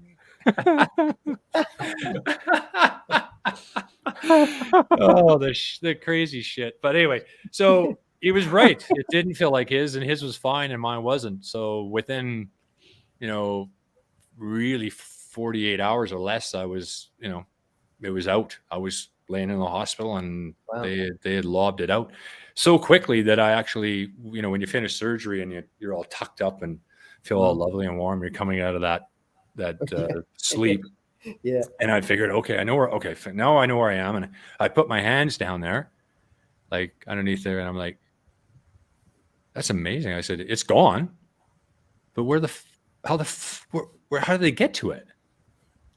Like, I literally thought common sense would be, yeah. Zip them the scrotum and then fucking, right? Done. Yeah. No, they went through your abdominal area. Wow. So they cut me along there because they said they had to pull up all the plumbing. Wow. So I'm like, I go, you didn't tell me that. And they said, well, you didn't tell me that you had mesh across your stomach from your hernia surgeries either. And I was like, he goes, don't worry, we got through that. Okay, we cut around it and whatever. So good grief. Yeah. Good grief. But the more you talk about it and you sort of lighthearted about it as well, it's we catch it early and that was the main thing. We didn't know we caught it early. You kind of have to do reports and scans and things like that. You think you did. I don't think it went too long, but anyway.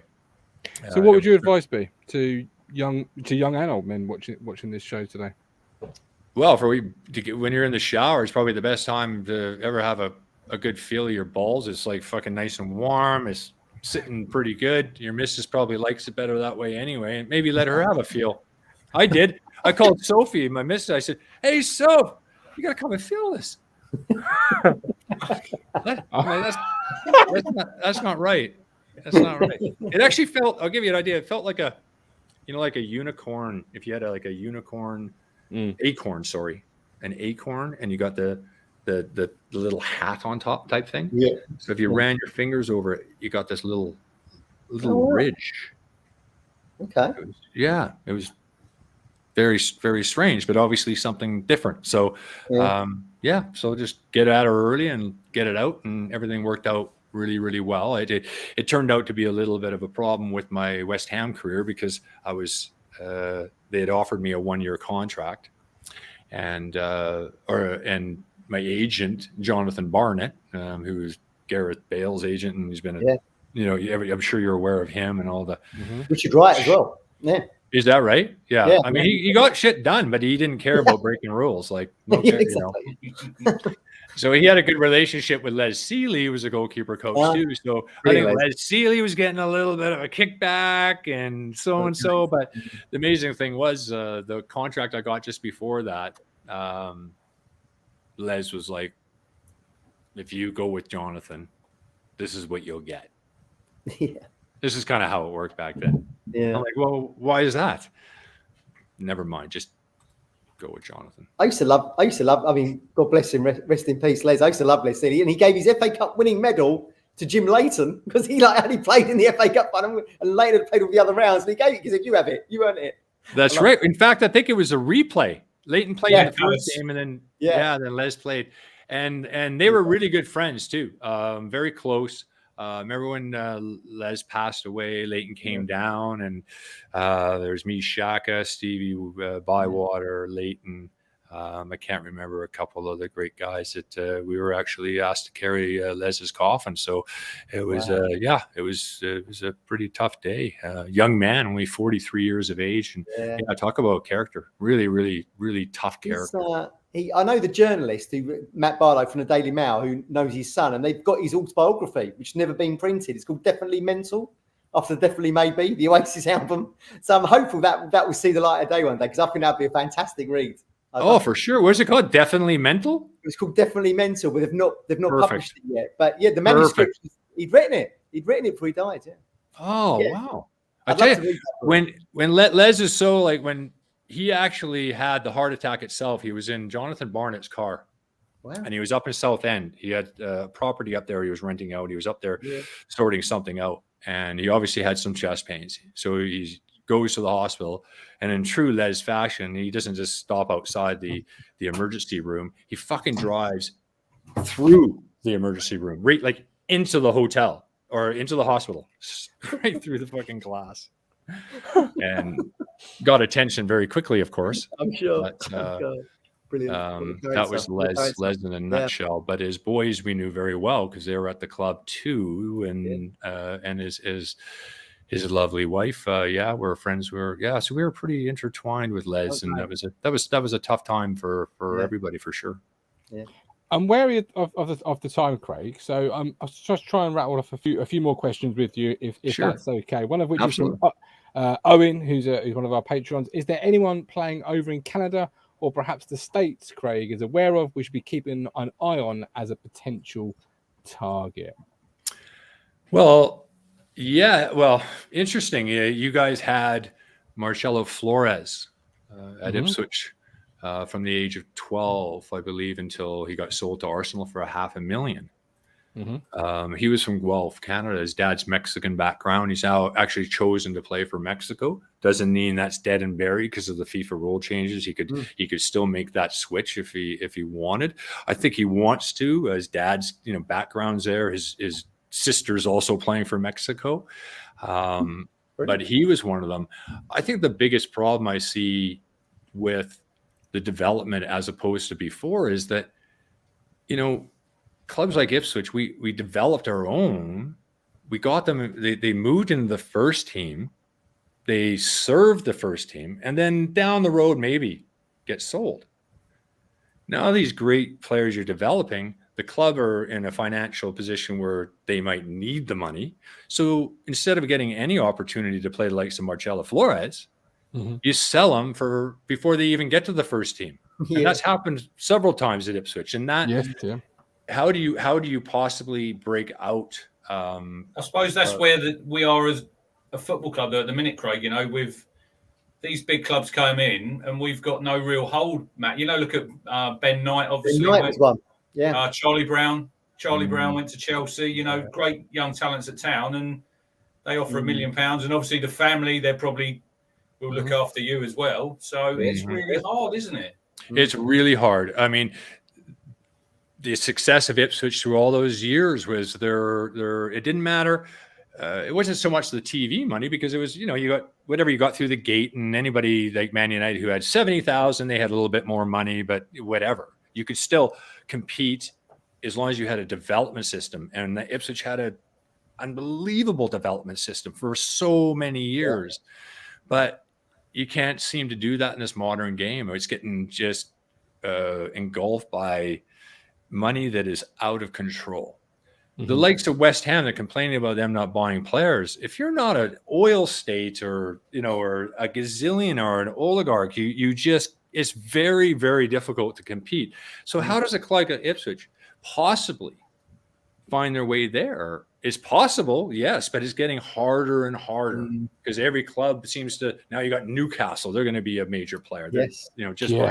By money. And Ipswich being so small, if you're looking for somebody with that kind of money to come in, if you even wanted it, you're going to. This is where it annoys. Like Martin's annoyed. We've signed a lad called Dominic Thompson, Craig, on loan from Brentford. Now back in the late 90s, early 2000s, Brentford were a second division club. Now they're a Premier League club, and they've overtaken even like Bournemouth. But tonight, Bournemouth, they lost in the FA Cup. I don't know if you know, Craig, to Boreham Wood. Non-league. Knocked them out. But Bournemouth, they were in I call it the third division. They were struggling under Eddie Howe. Yeah. That's money, obviously, has got them to where they are. Yeah. Yeah, so it is possible to at least get in there for the short term. But it certainly takes a different look at things. And I think the way Brentford, their philosophy about developing completely changed. I mean, face it, they're in amongst London's greatest, the greatest football clubs. If you're a young lad, hey, do you want to come to Brentford? They're like, I think they got rid of their academy, didn't they, Matt? They got rid of their academy, Brentford. They did, yeah. Yeah, they got a more European model, didn't they? Yeah, they got rid of it. And then what they do is then they scout all the other youth teams because they can't keep everybody. Absolutely. So try to get those, number 2, 3 guys and then late developers, and they've done a great job. Like that's, I think you have to be when you look at creative, right? Yeah. Obviously, look at Norwich, Craig. You look at Norwich, our rivals, and it's really annoying for us. We haven't beaten them for years. I think it was 2009. Oh no, whisper that. But Norwich are a yo-yo club, but they do it in the right way. They go up, they get a lot of money. This is football as well, Craig, which I find wrong. You get money now for failure. You're failing, you're getting relegated, and you're getting X amount of millions. And you've always got. You've got the advantage when you go down into the championship of obviously going backwards and forwards, making a lot of money, but you're not really doing nothing.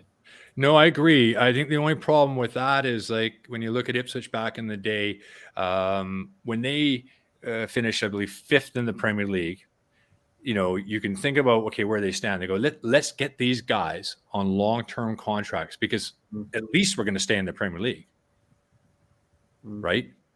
Yeah. And then they get relegated. And it's like, oh no. Well, now what? We spoke about it, and then we built them 2 new stands. And then we went into administration. So decisions, you can't get too many wrong like the rich clubs. You got to get them right. But you certainly have to be creative in what you're doing. And some clubs are showing that there are ways to compete with the big boys. Were you at Town under David Sheepshanks? Yep. What's your thoughts on him? Because he done a lot of good, obviously, for the club, didn't he? Yeah, he did. My only problem I ever had with David Sheepshanks was that when I was at Chelsea on loan, I had 3 really good games, and there was an FA Cup final coming. There was no deadline. Richard Wright had played the FA Cup games at Ipswich, so I wasn't tied. And Hullett wanted me to play the final. And Ipswich held him to ransom. They wanted a lot of money for me to be allowed to do that. And they didn't really need to. They still, Frode Grotus, the Norwegian international, was coming off injury. I think Kareen, the Russian, was coming off injury. So they didn't really need to do that. And they sort of said they would come in the off season and make, you could come over then.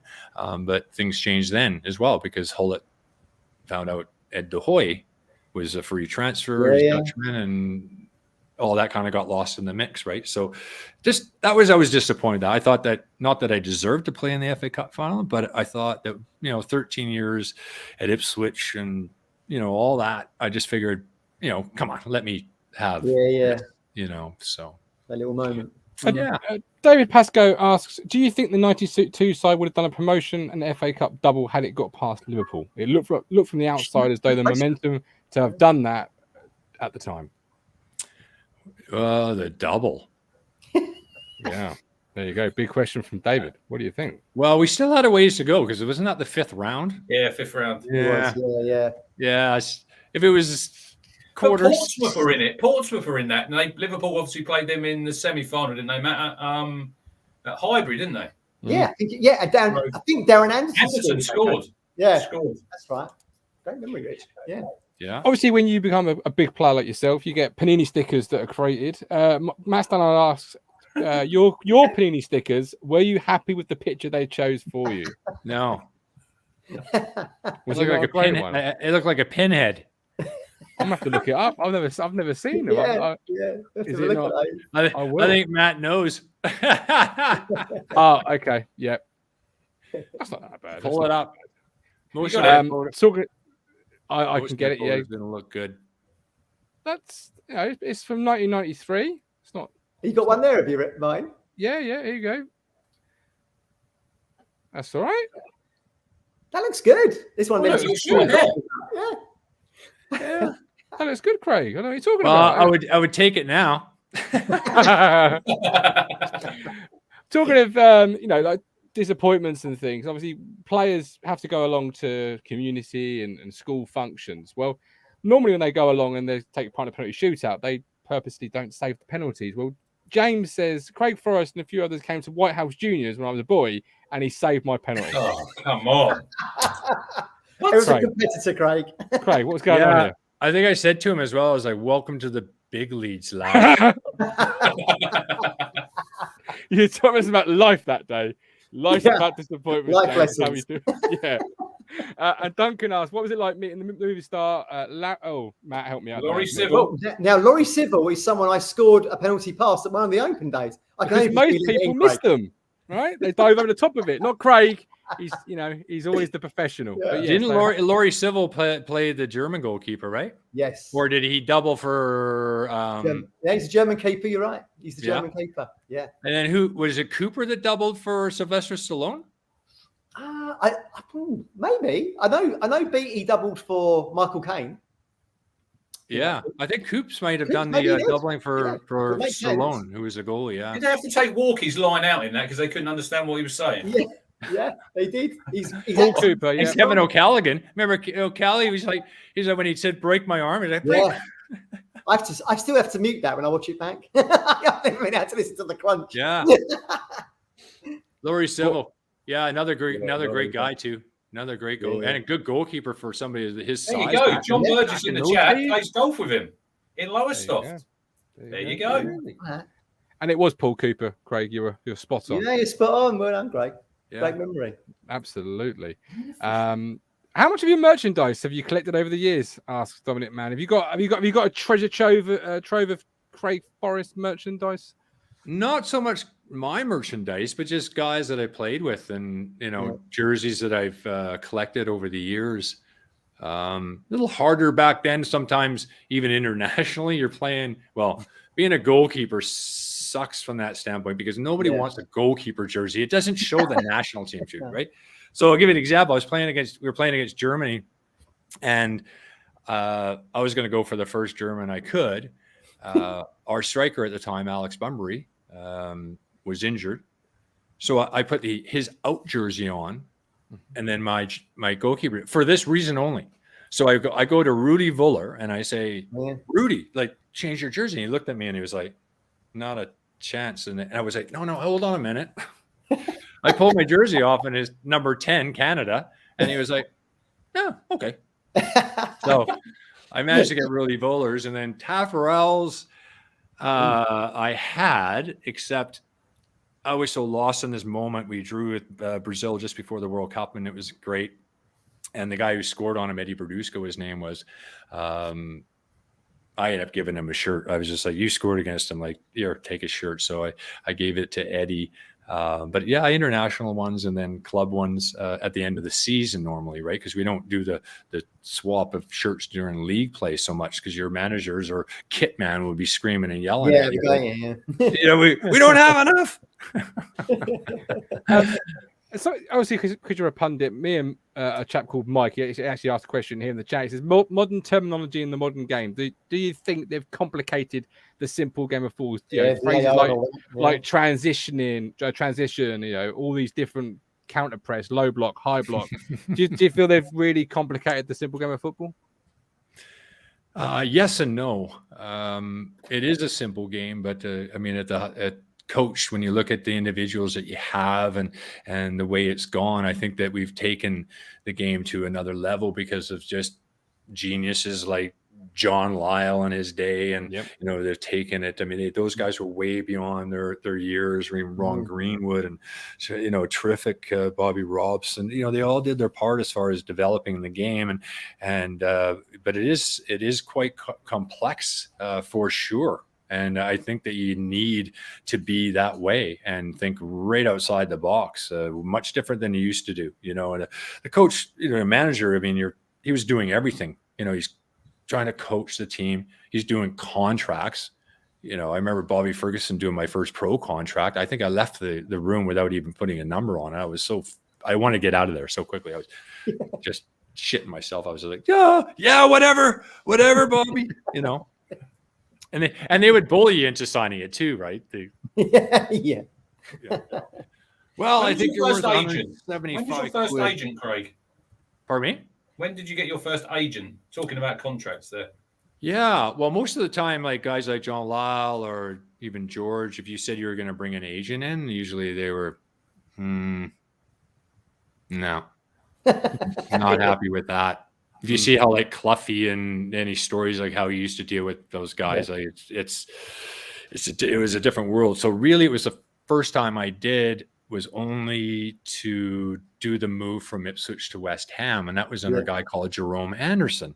Now he was Ian Wright's agent at the time, and with those guys, they say, okay, we're going to do the contract, and don't worry, the club is going to pay the fees. You're not going to have to pay anything. Okay.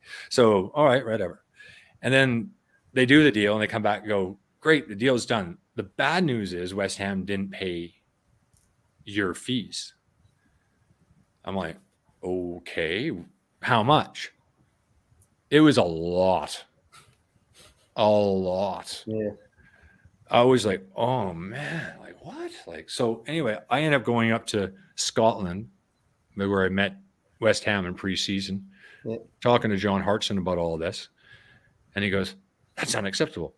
He goes, let's go over and talk to Harry. Harry's sitting in the corner having dinner. So we go over to Harry and tell him the story. And he's like, don't pay them anything. They've already been paid. They're trying to double end you. Double bubble. Wow. Yeah. Wow. So the crap that goes on and some of this, and even just, Jonathan Barnett stuff, and then going with him after when, I'm basically told that, you're going to get looked after if you go with Jonathan Barnett. They say there's a world underneath the world that was always lingering. Yeah. It leaves a bad taste, doesn't it? Oh yeah, it does. But you try to, everybody's got stories, of hard times or bad decisions, and you put it behind you and learn from it. Yeah. Before you close it, have you got what's your best story of a great manager of that time, John Lyle? Because he's obviously a manager that doesn't get a lot of coverage or a lot of stories about him, and I just feel there's probably loads you could pick from. But what's the best one you could tell us of a very successful manager in Ipswich Town's timeline?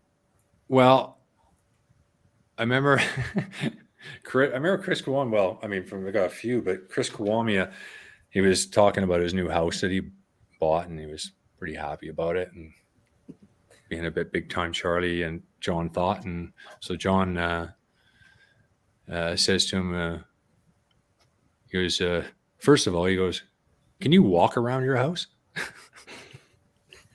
Like, what do you mean? Is it detached?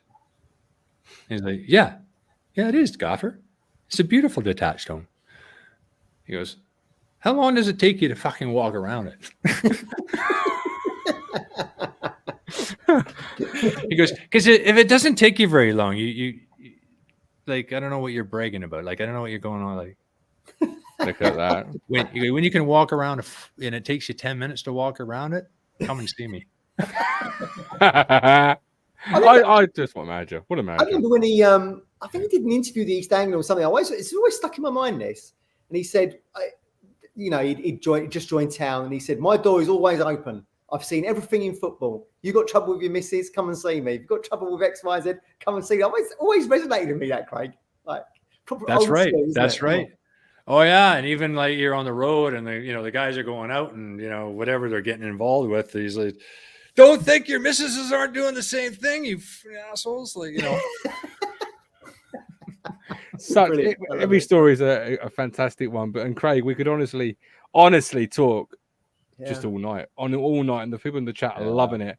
But thanks very much for having me, guys. I really appreciate it. I've got to do my own podcast now as well. So, oh my god, yeah, give it a plug. What's the podcast? Footy Prime. At Footy Prime, the podcast on. We've done really well with it. We started it about a year and a half ago. It was only really just almost for therapy, just to get involved, just to chat with guys like about football and do the same thing and give some exposure to the Canadian women and men's team and just that sort of thing. It was kind of a labor of love. Well, we've actually competed. There's only 4 of us. You know how it's work. You got to do your editing. You got to do everything yourselves, right? Well, they don't, but I do. Yeah, right. we don't have to do that, do we, man? Exactly. I know exactly what you're talking about here, Craig. Yeah, I'm feeling the pain. Exactly. So we've managed to compete against some of the big ones in this area, certainly ESPN and The Guardian, and we've managed to be the #1 podcast in Canada over the last little bit. So that's been fun, and hopefully it turns into something more. So we get, I don't know where we're at, about 50,000 downloads a month, something like that. So, wow. Yeah. So it just shows you can do it. You can really do these types of things if you give, guys like you the good content, good connections, and just a will to keep going at it and fight through a little bit. And sometimes us little guys can compete against the very biggest. Yeah. Is that a YouTube show as well, Craig, or is it just is it audio? It is, but generally mostly audio on all the places you can get your podcasts. So recently we had a Canadian manager on, a Canadian president on, but I've had Trevor Sinclair on, guy from England, Lomas, and on. But sort of. Great. What I'll do is I'll grab the link from you after the show, and I'll make sure it's put in the description of this show. So if you're watching this live or on Catchback, you can check out Craig's podcast. Sounds very good. If anything like this, that's really good. It's going to be a really good listen. But Craig.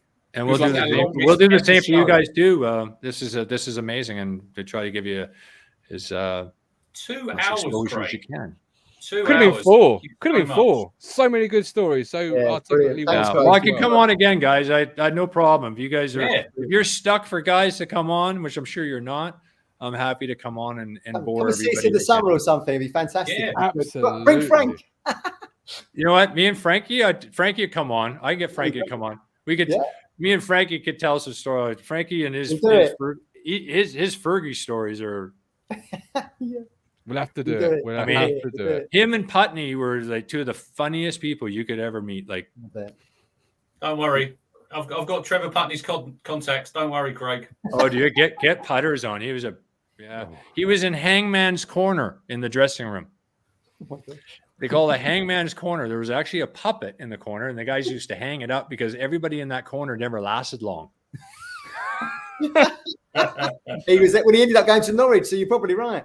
Yeah, that's right. I remember when Alan Sunderland showed up, and he ended up in the corner. It was like, oh, fuck, Alan, you might want to get out of that corner. Yeah. Putney was in there. Frankie was close. Well, maybe come and see us in the summer. We'll talk World Cup, counting down to the World Cup or something. It'd be great. Yeah. That would be great. That'd be great. Thanks again, guys. Thank you, Craig. All the best. Much. Look after yourself, and we'll speak soon.